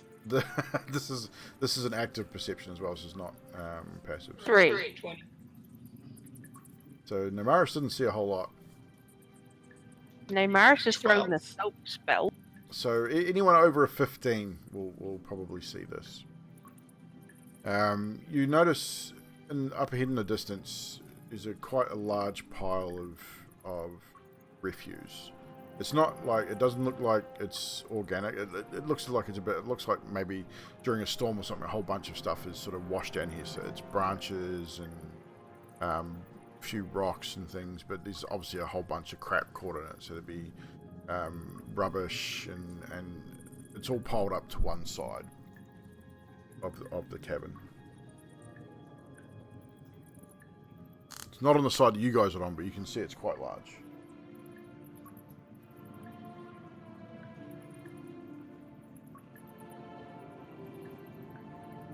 All right, Allie, go first. Yep. Exploring and taking note and checking. Just carrying on. It seems to spill out into the waterway a little bit as well. It's just generic rubbish, you said. It looks like branches and bits and pieces of washed down during a heavy storm, and these bits of rubbish like bits of parchment and a few bits of cloth and stuff. As you sort of approach it, it seems to move a little bit as well, like there might be something in and all around it. It's quite large. Allie, be careful, samurais. It's like, like the whole corridor's sort of 20 feet tall and about 30 feet wide. The pile sort of piles about halfway up the wall and then sort of tapers down into sort of halfway across the water. So it's kind of in the water as well as covering that entire left side of the passage, making that left side impassable. So the side you're on's okay, but it's quite large. Does it look like something caved in?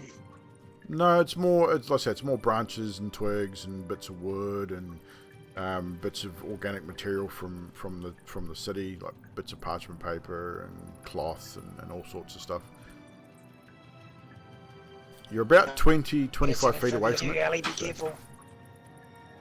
So do you wish to investigate the said rubbish pile, Alessandros, or you want to try and just bypass it? I think we bypass it. You guys going to try and stealth past it, or just walk casually past it? It will definitely stealth. Because your stealth check, your last stealth check was before the combat, so if you're wishing to go through quietly, your pace will be slower, but you'll be less likely to disturb anything, or you can just carry on at a general pace. It's up to you.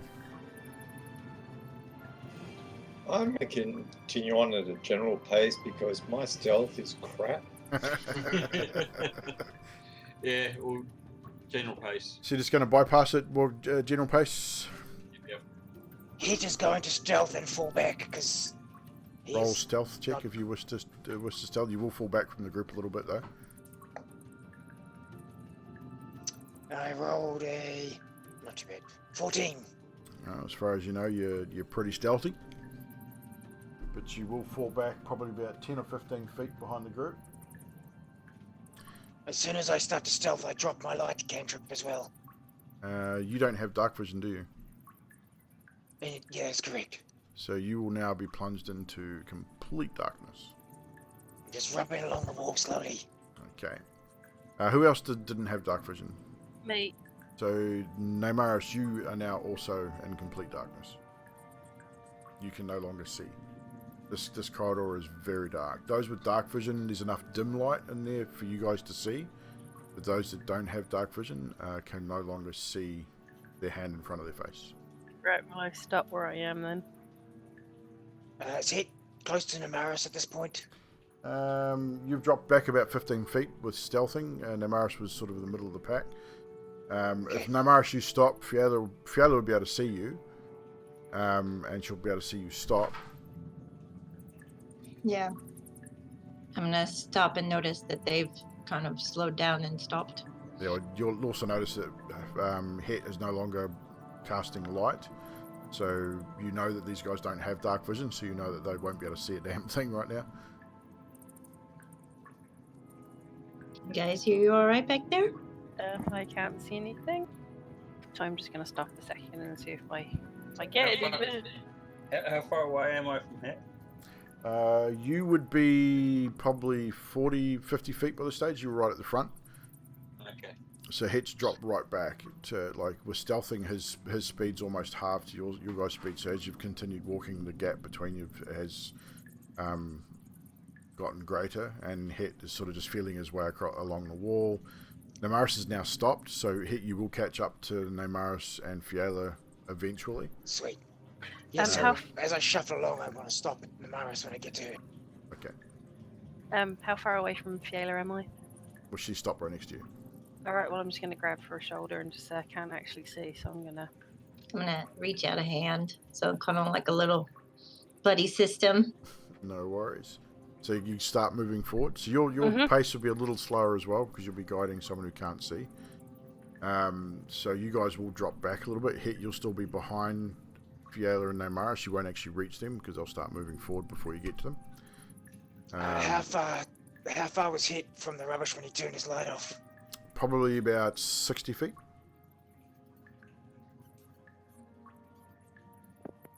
Alessandros will be probably just moving up on to where the rubbish pile is about now. Okay, Het will just keep edging slowly forward until he either reaches someone or someone tells him to do other else. Okay. Het is not sure about this rubbish pile. It's not because of the pile, it's because of what it is. Yeah, Alessandros, as you walk forward, you're just at a casual place. You sort of walk forward and you're looking around for more of the thieves' cant symbols. You haven't found any for a little while, but you notice movement again in that pile of rubbish you left, and it's substantial enough movement for you to notice. Do you do anything? Stop moving and go stealth. So roll a stealth check for me. Are you going to inform Sadiq of what you're doing, or are you just going to do it? Oh, fuck yeah. So you sort of turn back and signal to Sadiq that something's moving. And you 23 in stealth. So you go into a stealth mode. So as far as you know, you are now stealthed. Sadiq, what do you do? Keep on walking. He's going to keep walking?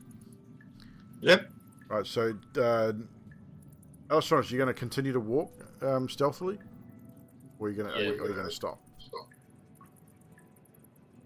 I'll stop, wait for the others to catch up. Okay, so Sadiq will catch up to you reasonably. He wasn't that far behind you anyway, so he's just going to continue walking.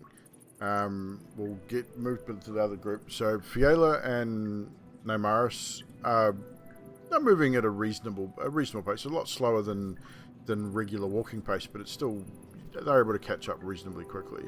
Het, hand on the wall, can't see anything. Is moving forward at a nice steady pace, but it'll take you a little while to get there. Sadiq, as you walk casually past towards this pile of rubbish, and you sort of come up equal to it on your left hand side there, you also notice a substantial amount of movement from this pile, and then you hear that almost like a crunching sound from inside it. Almost like someone chewing, like something chewing down on a bone or even a piece of wood or something. And it's quite loud. And then you hear this muffled sort of breathing as well.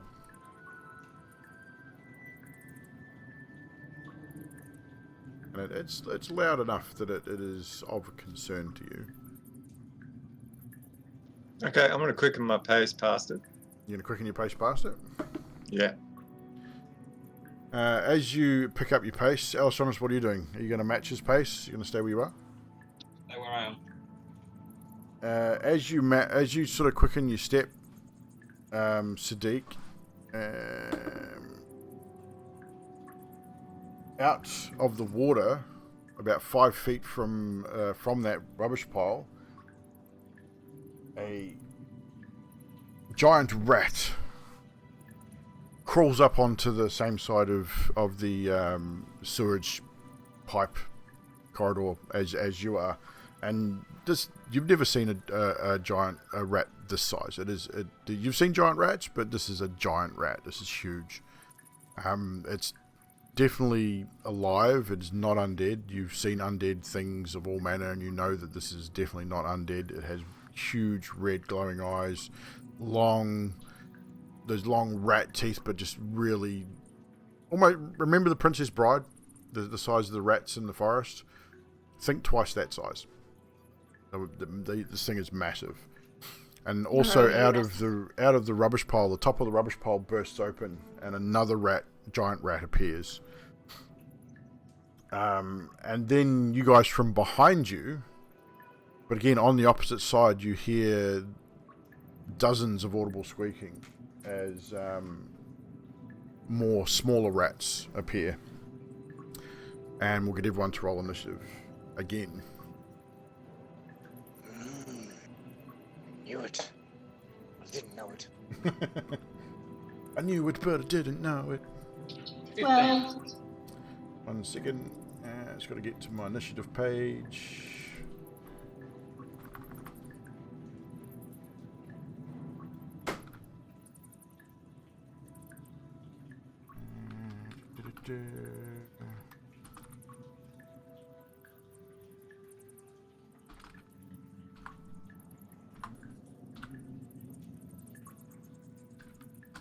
Right, so now Maris, what was your initiative? 16. Pardon? My initiative was 16. Can't hear you, speak up. 16. Thank you. Yayla? 12. Ooh. Sadiq? 15. Alessandros? 15. 15. What's your dex is +3? Plus So- 2. +2. So you should be... Oh, you're both +2. You'll go simultaneously with Sadiq. And Oh Hit. no, I've got a dexterity of 0. Oh, you got dex 0? Okay, so Ellie, you'll go first. So Hit, what was yours? 21, I rolled a nat 20. Another wasted nat 20. Another wasted nat 20. I'll just roll for the rats. Look at my counter here.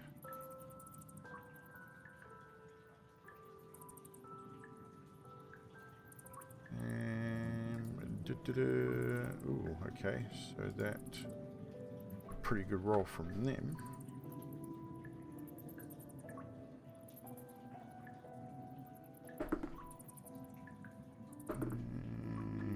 Ooh.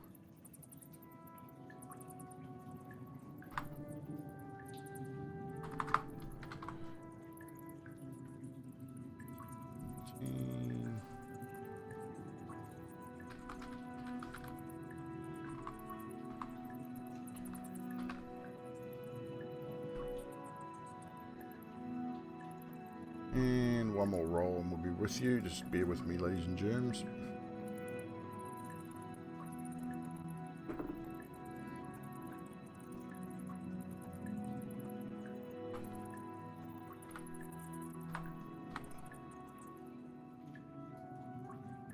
Right, so back to the battle map.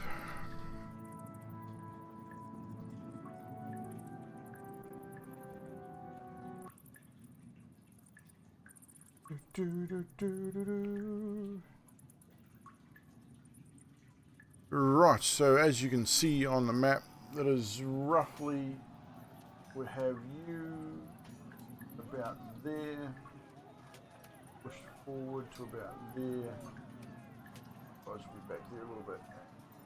About there. So, as you just as I said, right in front of you there, Sadiq, is a giant rat. One across the way just burst out of the top of the rubbish pile, and you got two swarms of rats that have just appeared on that side out of the darkness as well. Hit you probably heard the crash and the splashes of water as the rats have appeared. You can't see anything right now. Neymaris, you can't see anything. You probably heard it as well. Fiala, you will be able to see what has happened in front. Whether you pass that information on is completely up to you. Yeah, I just did relay the whole thing. So, Hit, it is your first in initiative order, but you can't see anything, but you can still move. That is fine. So as soon as Hit heard the biggest crash or the loudest crash, It was, he would it line was- up the head of his loot. yeah, it was the snapping of branches and twigs and that loud kind of almost half roar, half squeak of a large animal. Yes, as soon as I heard that, I lit up the end of my loot. Just ahead of it to give me light as my action. And that will pretty much light up the entire area. So, Neymaris, you now see the events unfolding in front of you as well, as does everybody else. Just the whole area now is lit up with 20 foot of radiant light and 20 foot of dim light. And So- that is it for Hit. He is not doing anything else. It's not in doing this anything round. else. Not a problem. So, next in line is... See what happens. Yes, it does happen. From... Oh, crap. Excuse me, I just got to find From the crap. I've got to find a mini. Oh. I forgot to get one out ready. Kind of DM do you call yourself? I know, right? Freaking terrible. Forgetting to get the minis out. Jeez. Just one mini. Got everything else out. Right, so right next to you, Hit. Sploosh. A water elemental appears. Well, more like a shit elemental, really. I mean, it's not really water anymore. What you notice initially is just the water start to churn and move and twist, and it just stands and breaches the water right next to you. Just swirling mass of dirty water and poop and yeah. So that's what you I'm see not there. opening my mouth anymore.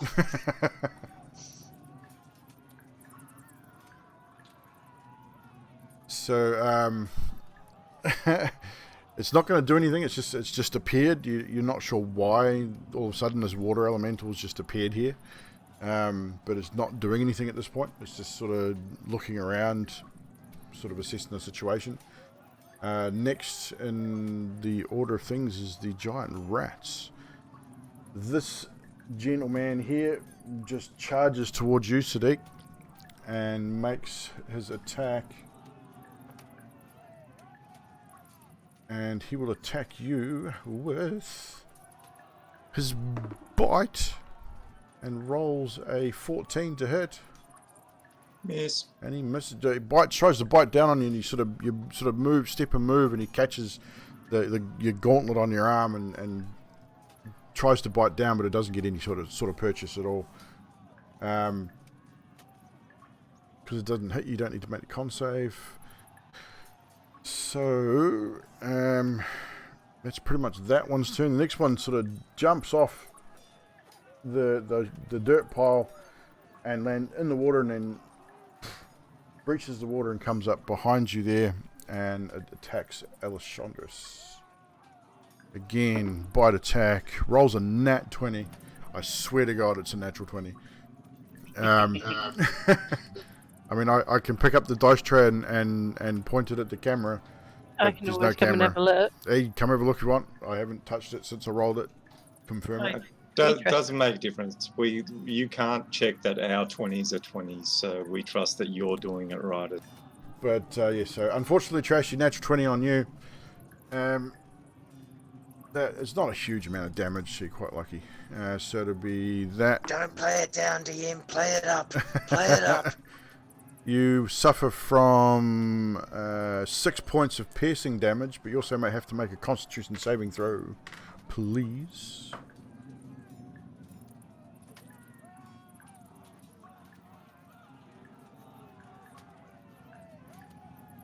$11.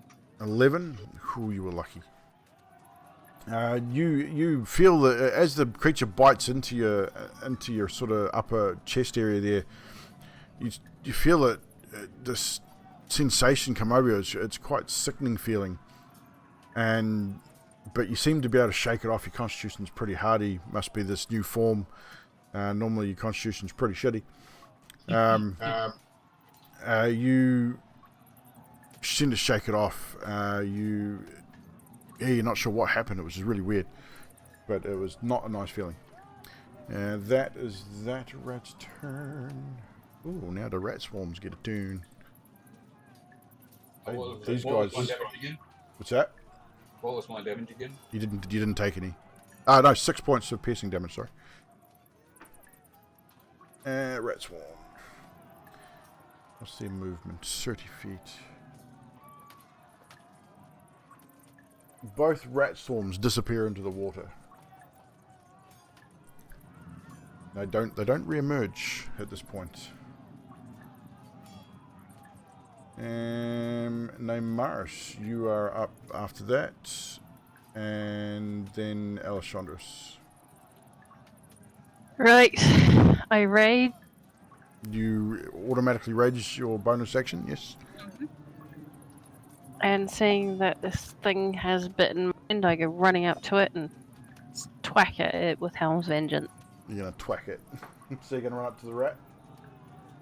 Running up to the rat to twack it with Helm's Vengeance. With a 27 to hit. 27 to hit. That definitely hits.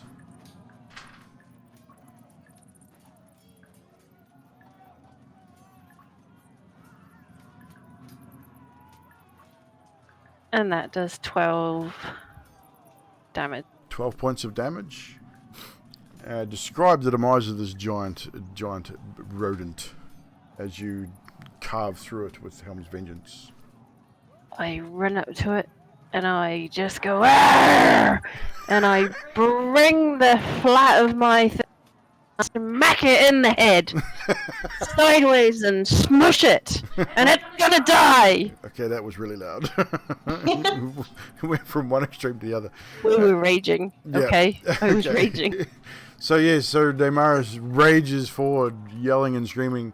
Well, not screaming, just growling as she does, and beats this rodent to death with the flat of her blade, caving its skull and sending bone and brain fragments all over the place.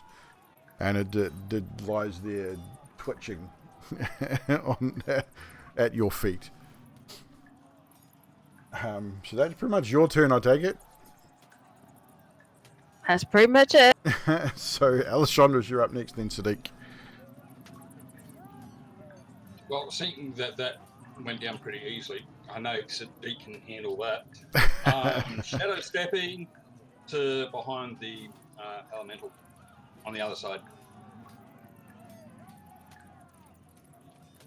You can get to there. You're not quite within reach of the elemental. The elemental's sort of in the middle of the... Well, actually, no, you better reach it from there. I have to put it in a square, so it would have been there. So you can reach it. It hasn't done anything yet. It hasn't looked like it's attacked anybody. It doesn't even look like it's going to attack anybody. It's just appeared there.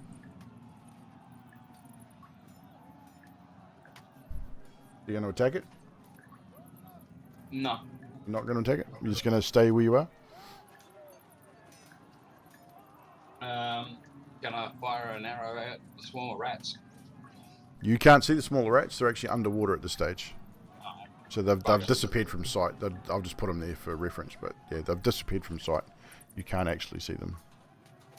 Alright, hit stealth mode. You can't really stealth. You're in broad daylight. I mean, the hit's light is like 20-foot radius, so you can't. You could try and stealth, but I can't see you succeeding very well. Oh, good. Okay. Ready an action. There we go. So, what action you gonna ready your action for what in particular? Attack or whatever. So, if anything attacks anybody, you're gonna then use your action. Yeah. Okay. Sweet. We can do that then. Fiala, you're up next, and hit you after that. So, Fiala's your turn. I'm gonna go to the nearest large Actually, no, rat. sorry, I lied. Sadiq, Oh. it's your turn, then Fiala. I'm not. I cocked up. I'm sorry. Bloody DMs, I don't know. I'm gonna pull out Heavenly Executioner and take a swing for the. You're gonna take a swing at the rat. Swing away, sir. That would be a 26 to hit. Holy Jesus, Natural guys. 20. Roll the damage. So how do we do critical damage again? So it's the max, whatever your weapon damage is, just like if your weapon's a D8 or a D10, you give max damage on that one die and then just roll your damage as normal, just adding that maximum dice. So if it's a D8, you'd just be 8 plus whatever you roll. Oh, it's 2d6. So it'd be Is it- 12. So 12 plus the damage roll that I did. Yep. And then you add any magical damage, so if you're adding your fire, you add that, what sort of stuff. But I don't believe you said that you lit up your sword. No. But it took 22 points of damage. Holy crap balls. Okay, you can describe the death of that diseased rat. It just blew up. It just blew up. Yep, I hit it with the sword and then it just exploded. So basically you walk up to it, you look at it and go, whatever, and an underhanded sort of swing with Heavenly Execution, and you come up under its ribcage and literally come right through and out through the top, and it virtually you split it in half, but it almost explodes, like the guts and that goes everywhere. With that, you will need to make a Constitution saving throw, though. Bugger. That would be a 23. Oh, shit. Well, you pass that, you're fine. You just get this goop all over you, it gets in your mouth, and yeah, you get this, the similar sensation that Alessandro's had. It definitely smells bad. Like it just, not like a nasty smell, it smells like it's just nasty, like bad. Like it would be diseased, for want of a better term. But you seem to shake off the effects without any hassles at all. So we have both our rats dead. That was your action, one part of your action. You still have another attack, and you still have more movement. You can see the water elemental. You cannot see the swarm of rats at this point. Okay, I'm gonna head towards the elementalists. The shit demon. Right, so you see that you're running down towards the elemental there. Yeah, kind of like I got a 30-foot movement, so wherever that would be. 5, 10, 15, 20, 20. Yeah, pretty much where you got to.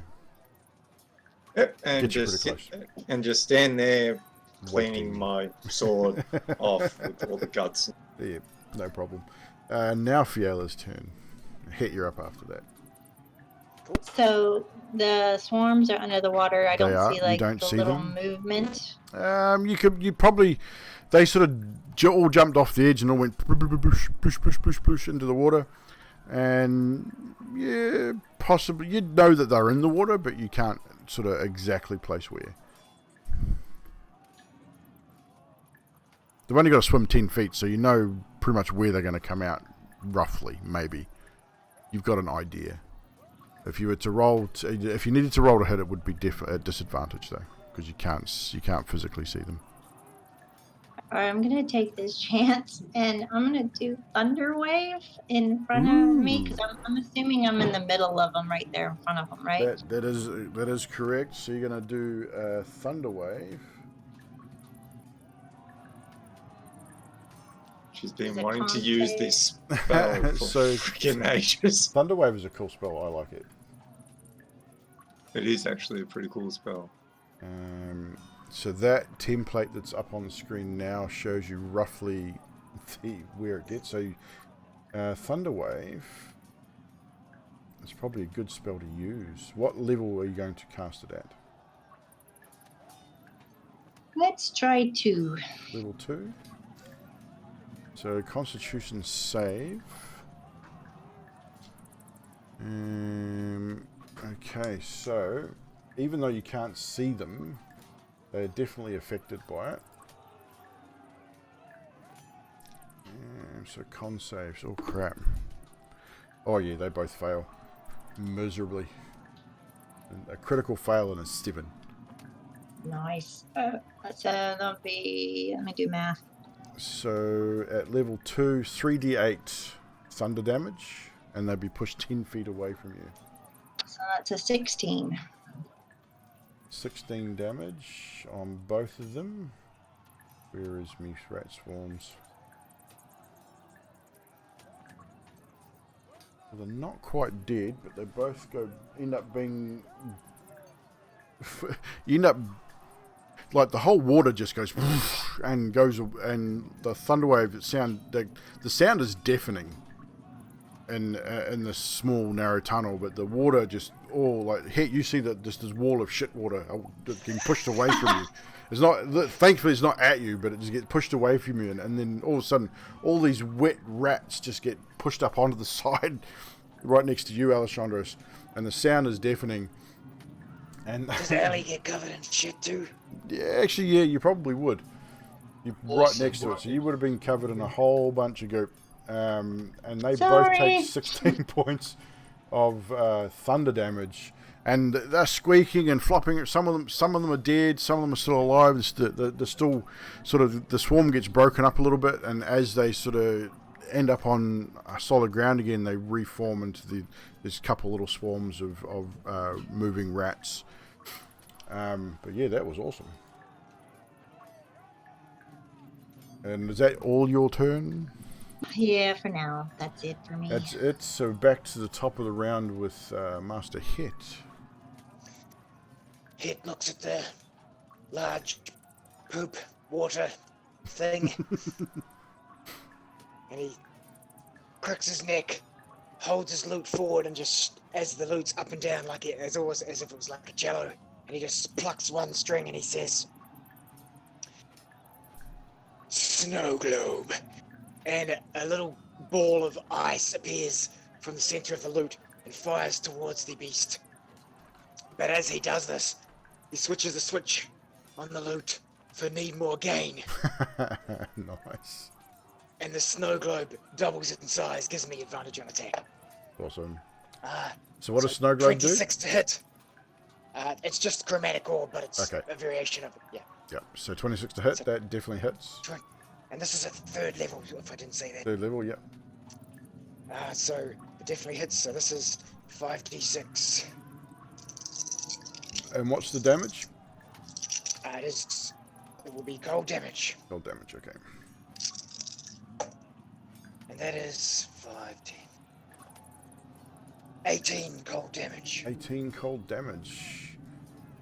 You blast your snow globe at the water elemental, or the shit elemental, and it strikes it true and just blows shit water all over Alessandros again.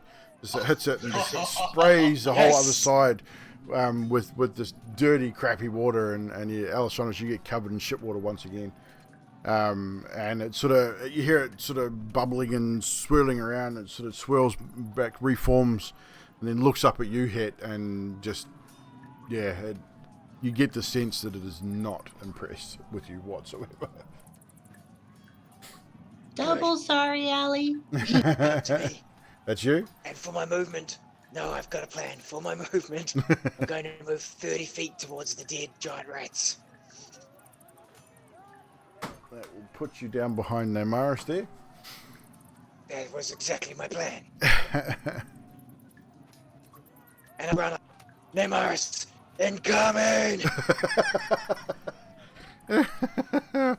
So that is your turn. Now it is the Smelly Mental's turn. So, That's the best name for it. the Smelly Mental is not happy with Master Het. No, I figured. It is going to chase you. And it's going to boom, pretty much it's going to disappear under the water. It's going to breach the water right next to Namaris there, and it's going to literally jump out of the water and land right next to you, Het, spraying both of you with shitty water. It just I'm caring right now. I'm too busy raging. and yeah, it sprays you both with dirty, shitty water as it breaches the surface. Fiala, you probably get a bit on you as well. And then, oh, hang on a minute. Wouldn't that be an attack of opportunity against it? Hang on, we're gonna go back. You said cold damage before? Correct. Oh no, it can still do it. But you can see part of its body is now frozen, by the way. But it reduced its movement by 20 feet, but it can still do it. It's only moved like, it's got a 90 feet swim movement, so. Is that something that if it gets hit with cold, it reduces its... Yeah, if Elemental that's not takes my cold spell. damage, it partially freezes its speed's reduced by 20 feet until the end of its next turn. So That's awesome. I was totally... I was yeah, unaware that's of actually that, pretty so cool. So yeah, you can see it. It's I thought it was going to be immune. where the where your orb hit, it's frozen that whole piece, and it looks like it's starting to thaw, but it's definitely had an effect on it. Good to know. Thank you. So the creature is going to take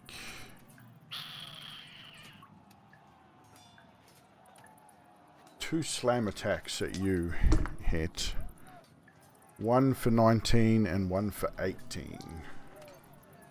1 of 8 does not hit, but 19 definitely does. The 18 doesn't? Oh, 18 does. So I thought you said 8. 18. So 18 and 19. A little crackle in my sound. It's all good. Oop, D8s. Here we go. You will take 14 points of bludgeoning damage as the elemental just slams both of its long, shitty arms down on top of you. Not that smell again.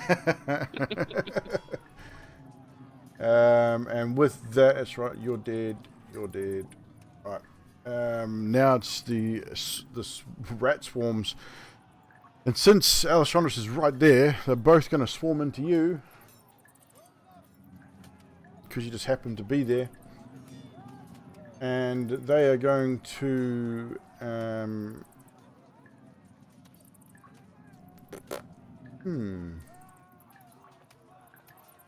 they're going to just bite you. So they're going to attempt to bite you with a 13. Alessandros. What was it again? 13. That's a hit. That's a hit. So you take 8 points of piercing damage. Actually, no, you don't. You take 3 points of piercing damage, sorry.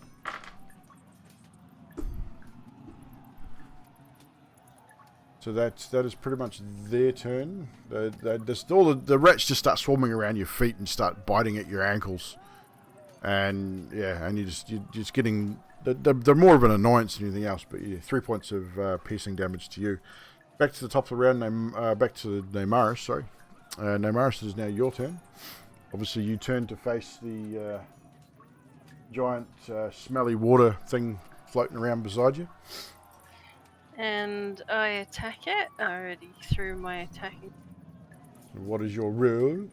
I will hit it with 27. You will hit it with a 27. Nat 20? Was it 27 or a nat 20? It was a nat 20 plus 7, which is the hit DC. Ah, so natural 20. So max weapon damage, then roll your damage.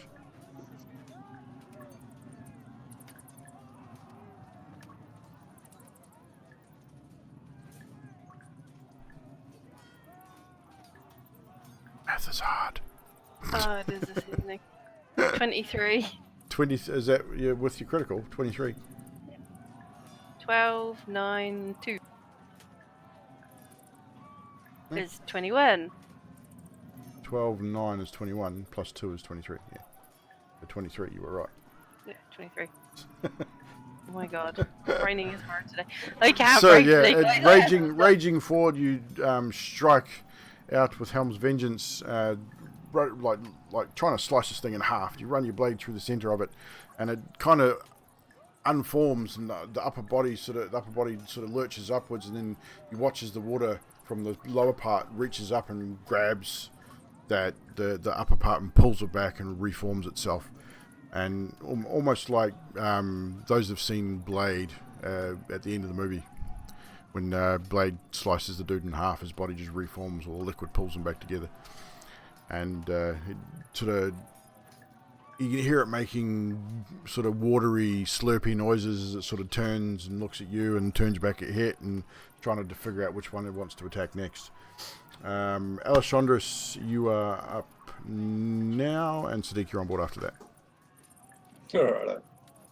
Attacking one rat pack. Go for it.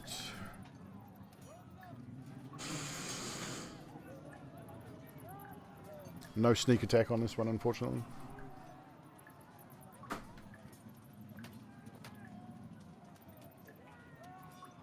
Uh, 16. That does hit. Roll your damage.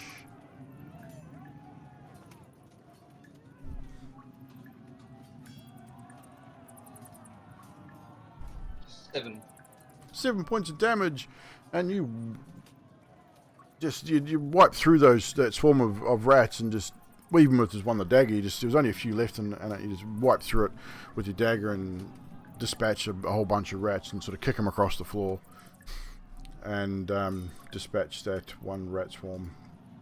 Second attack. Offhand attack on the other rat swarm. I couldn't choose which one to hit, so I missed them all. So you try and sort of kick at them and stab them with your dagger, and they're just moving around too quickly, and you just can't seem to dispatch them any further. So that is your turn, unless you want to move.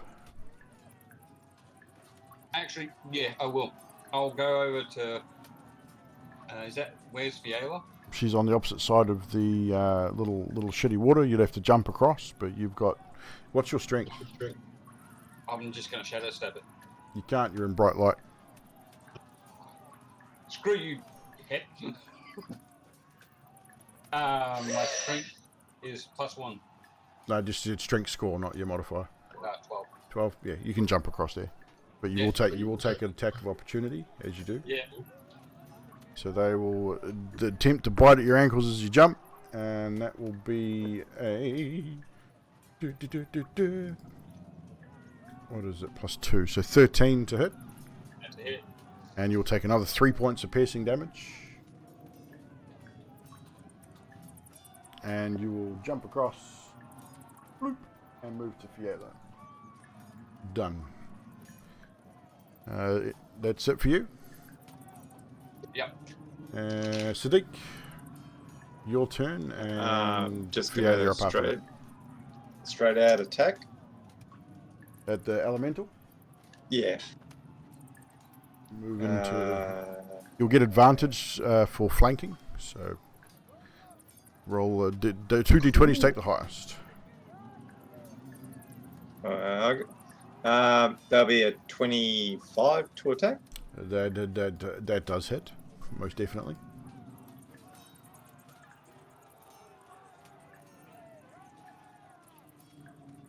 $10 points of damage. 10 Because points. I'm taking it, it's not undead, It and is it's not evil or it is fiendish. Not undead. No, it is not evil or fiendish. So yeah, it only takes the 10 damage. Again, you strike out at it, and with your mighty sword there, and you've definitely done damage to it. It's not a huge amount of damage, but it's taking it. And second attack is 17 to hit. It hits. Roll damage. Damage is 14. 14 on the offhand. Nice.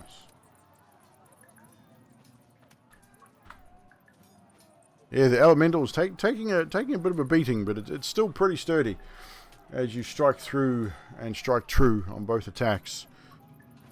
Movement, bonus action. Nothing, just... Nope. Fiala, you're up, and Hitch, you're on deck after that. Alright, I can't resist doing this, so I'm gonna do it. Do it. Do it. Sweet. I am going to cast Dust Devil 3rd level at the water elemental, because I'm thinking it's not really water, it's got like poo and stuff, and I'm gonna try and make a huge shitnado. Oh, I gotta have a look at this. Which is the strength save. Hang on a second, I gotta read this spell because this is just this is just too good. And I'm sorry, Hit. Dust Devil, second level or third? Third level. Oh crap! Choose an unoccupied 5-foot cube of air that you can see within range. An elemental force that resembles a Dust Devil will appear in this cube and lasts for the spell's duration. Any creature that ends its turn within 5 feet of the Dust Devil must make a strength saving throw. Okay, so you're going to cast it right next to, between you and the elemental?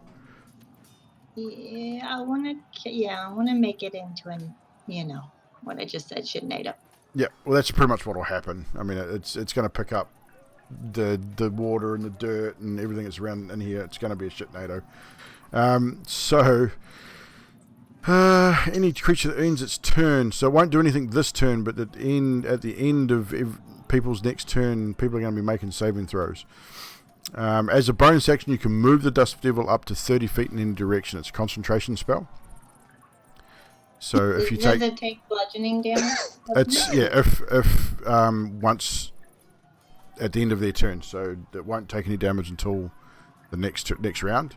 Because you've just cast it. It's just that's pretty much what it is. You make it appear, and then everything within 5 foot after that, at the end of their turn, will make the save to take that damage. Because it's at the moment picking up that the debris and spraying it around. Alright, I'm doing it. So yeah, you guys watch this.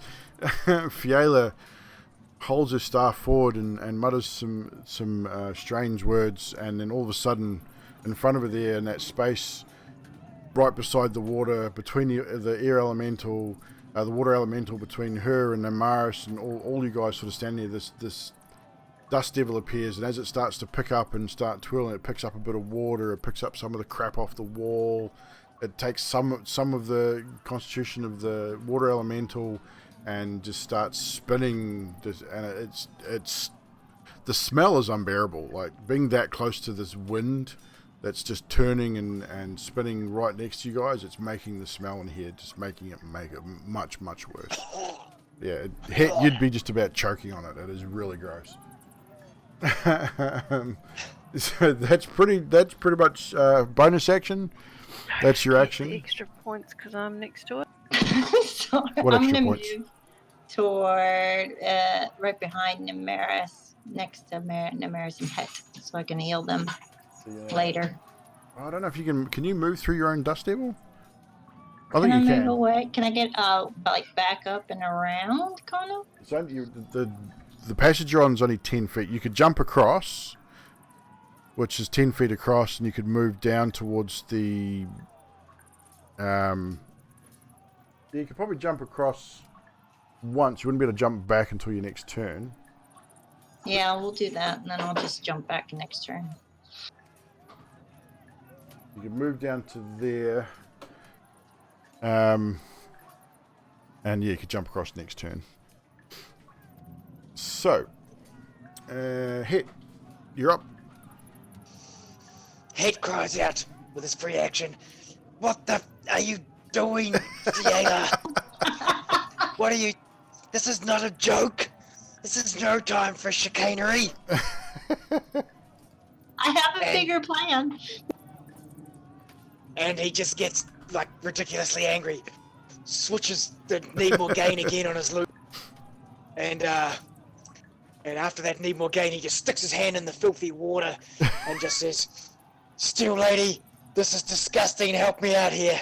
And he casts inflict wounds at 3rd level. Inflict wounds at 3rd level. What's the save on that? No save. No I have to save? roll a hit. Roll a hit. But with need more gain, I get advantage. Natural 20. Nice. You get advantage anyway because I'm raging and I'm right Only, next to it. only familiar attacks. Yeah, this is a spell attack. Damn So this is good. Good for me, not so good for them. So, holy shit, because it's double damage now. Right, so it's 5d10. So if you've scored a critical hit, that'll be maximum dice plus what you roll. So what's the dice you're rolling? 5d10. D10, and So there's 5 of them. so it's 50 damage plus whatever you roll. This is Yeah, massive. this is with spells. This is where that rule gets a bit out of control. A little bit, yeah. So 10, 23, 24, 27 plus 50. So I Holy just did crap. 77 points of damage in Crazy Zone. So Of necrotic damage. necrotic damage. Ooh, we've got to check Yes. this. Oh no, you're good. So yeah, so you feel the presence of the Steel Lady. She is hearing your call this afternoon, with the smell of shit in your nostrils, and just this disgusting thing in front of you, and you reach out as much as you don't want to touch it. You reach out and you put your hand inside it, and as you release the spell, Steel Lady, you hear the Steel Lady's voice just boom out in your ears, "Demon be gone," and this thing just explodes, literally explodes everywhere, covering everybody in shit. It is just everywhere. It just literally explodes and dissipates instantly in a massive sort of watery pop as it just completely disintegrates. And everybody is now covered in shitty water. And we are out of initiative. Yum. Thanks, Hat. I take out Holy the, Jesus, man. 50 damage straight off the bat with that. That's what I said to That's Pesty an that day about the insane damage spell. being high. Well, that's just because Well, the of the spell- crit. Because of those types of spells, if you cast them at high enough level, like 5d10, and you're maxing out the dice before you roll, what we might do, what we might have to do with that is just call it max dice and no roll. We'll just call it max damage based on the die roll, and Because that would have been, just been 27 damage. would have been 50 damage off the bat. But I mean, it had not had that extra. Yeah, because exactly. I said that capacity the other week as well, but it's quite substantial when you max dice Yeah. a spell. Well, especially I mean, if we just max maxed the dice without the roll, and it would have been 50 damage, and that would have been the end of it. Anyway, because I only had Yeah. 49 left, so you would have killed it either way. Sweet. Oh no, that's cool. I'm happy to go with that. Yeah, so that's probably the easiest. We'll look at doing that in the Spells, future. yeah. So yeah, so out of initiative combats, we are. Sopping bloody wet, that's what we are, team. You are sopping And bloody wet. smelly. And Fiala, very smelly. by the Steel Lady, what were you thinking? That by the Making way, that storm of shit. that swirling dust devil is still there. It is still spraying water and bits and pieces around the place. It's like it's raining Turn sideways. that crap off. Actually, wouldn't that be drying us off? Well, it's kind of picking up the water as well. It's like like she said, it's a shitnado. It's right on the edge, so it's picking up the water from the middle and spraying it out like horizontal rain. Like scrape the poo out of my eyes and shake off my hands and go, me? What about you? I was trying to stop this thing. You think this is funny, don't you? The DM thinks it's hilarious. It was a little bit funny though. We jug to give himself washed out. Well, you're still getting sprayed. Everyone's still getting sprayed from the dust devil that's still active on the field. I'm gonna drop that then. Wait, it's gonna drop. Who's next to it? Neymar, Sadiq are standing right next to it. I'm not. You're still getting sprayed by it, but Move not as it. bad. Move it and then dispel it. I'm gonna move it next to Het and say, apologize right now. He just looks back and says, What am I apologizing for? I don't understand. As you're getting sprayed with more and more shit as this thing gets closer to you. I'm sorry, alright, I'm sorry. I just move it over to Sadiq and drop it then. So you move it right over him.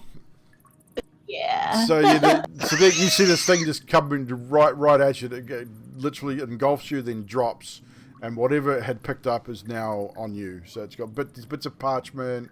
There's all sorts of stuff that have been twirling around in this thing is now just sort of dropped on you. You're all covered. Everyone's about the same. You're all covered in poo. You're all stink. You're all wet. It's pretty disgusting. So I'm going to take a leaf out of Het's book and cast prestidigitation on every part of my body that needs it. And He's just like doing the that same, dries you like off a as well. sprinkler. So yeah, as you guys cast just- it dries you off, it cleans you up, and yeah, it takes you a little while to do it. So. Heath will do it to Sadiq and Namaris too, but ignore Fiala until everyone else is dry. I'm gonna pout. I swear to you, is that some sort of wood elf joke? I know it. So as the combat ends, you clean yourselves off. You're standing there, sort of wondering what the hell just happened. That's not peanut butter.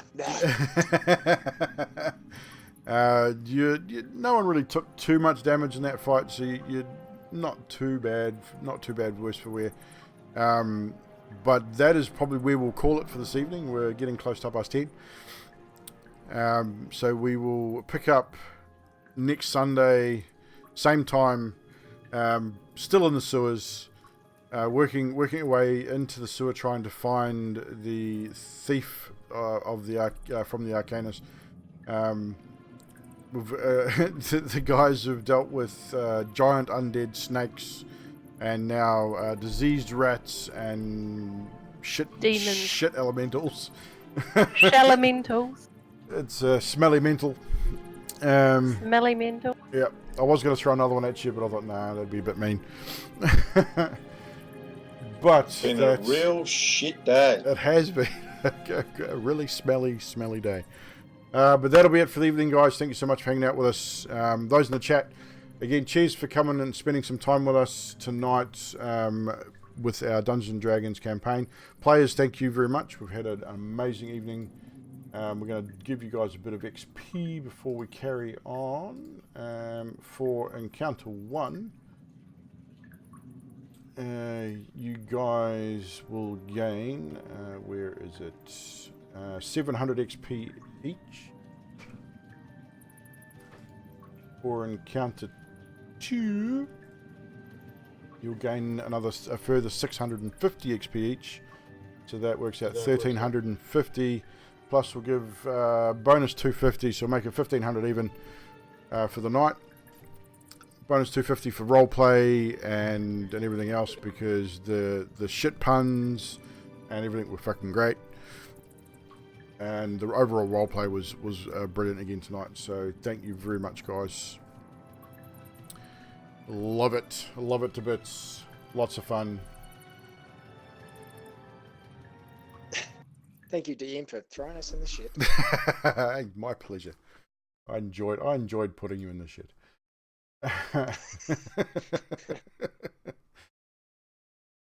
But yeah, so don't forget, guys, next Sunday 7:30, right back here for some more Paradym Bold Dungeons & Dragons.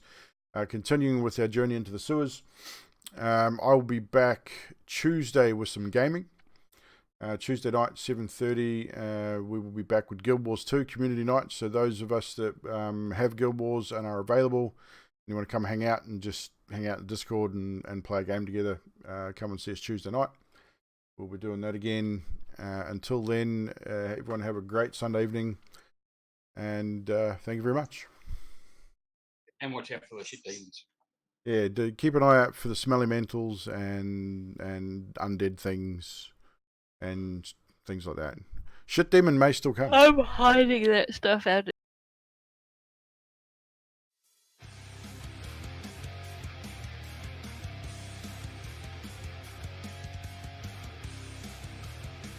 We are off, well, not off the air yet, but we're pretty much off the air.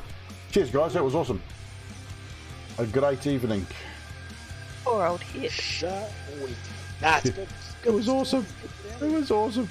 It couldn't have worked out any better, though. I mean, I was hoping that hit was going to be the first one to be grabbed, and it just happened to be where you were when the snake appeared.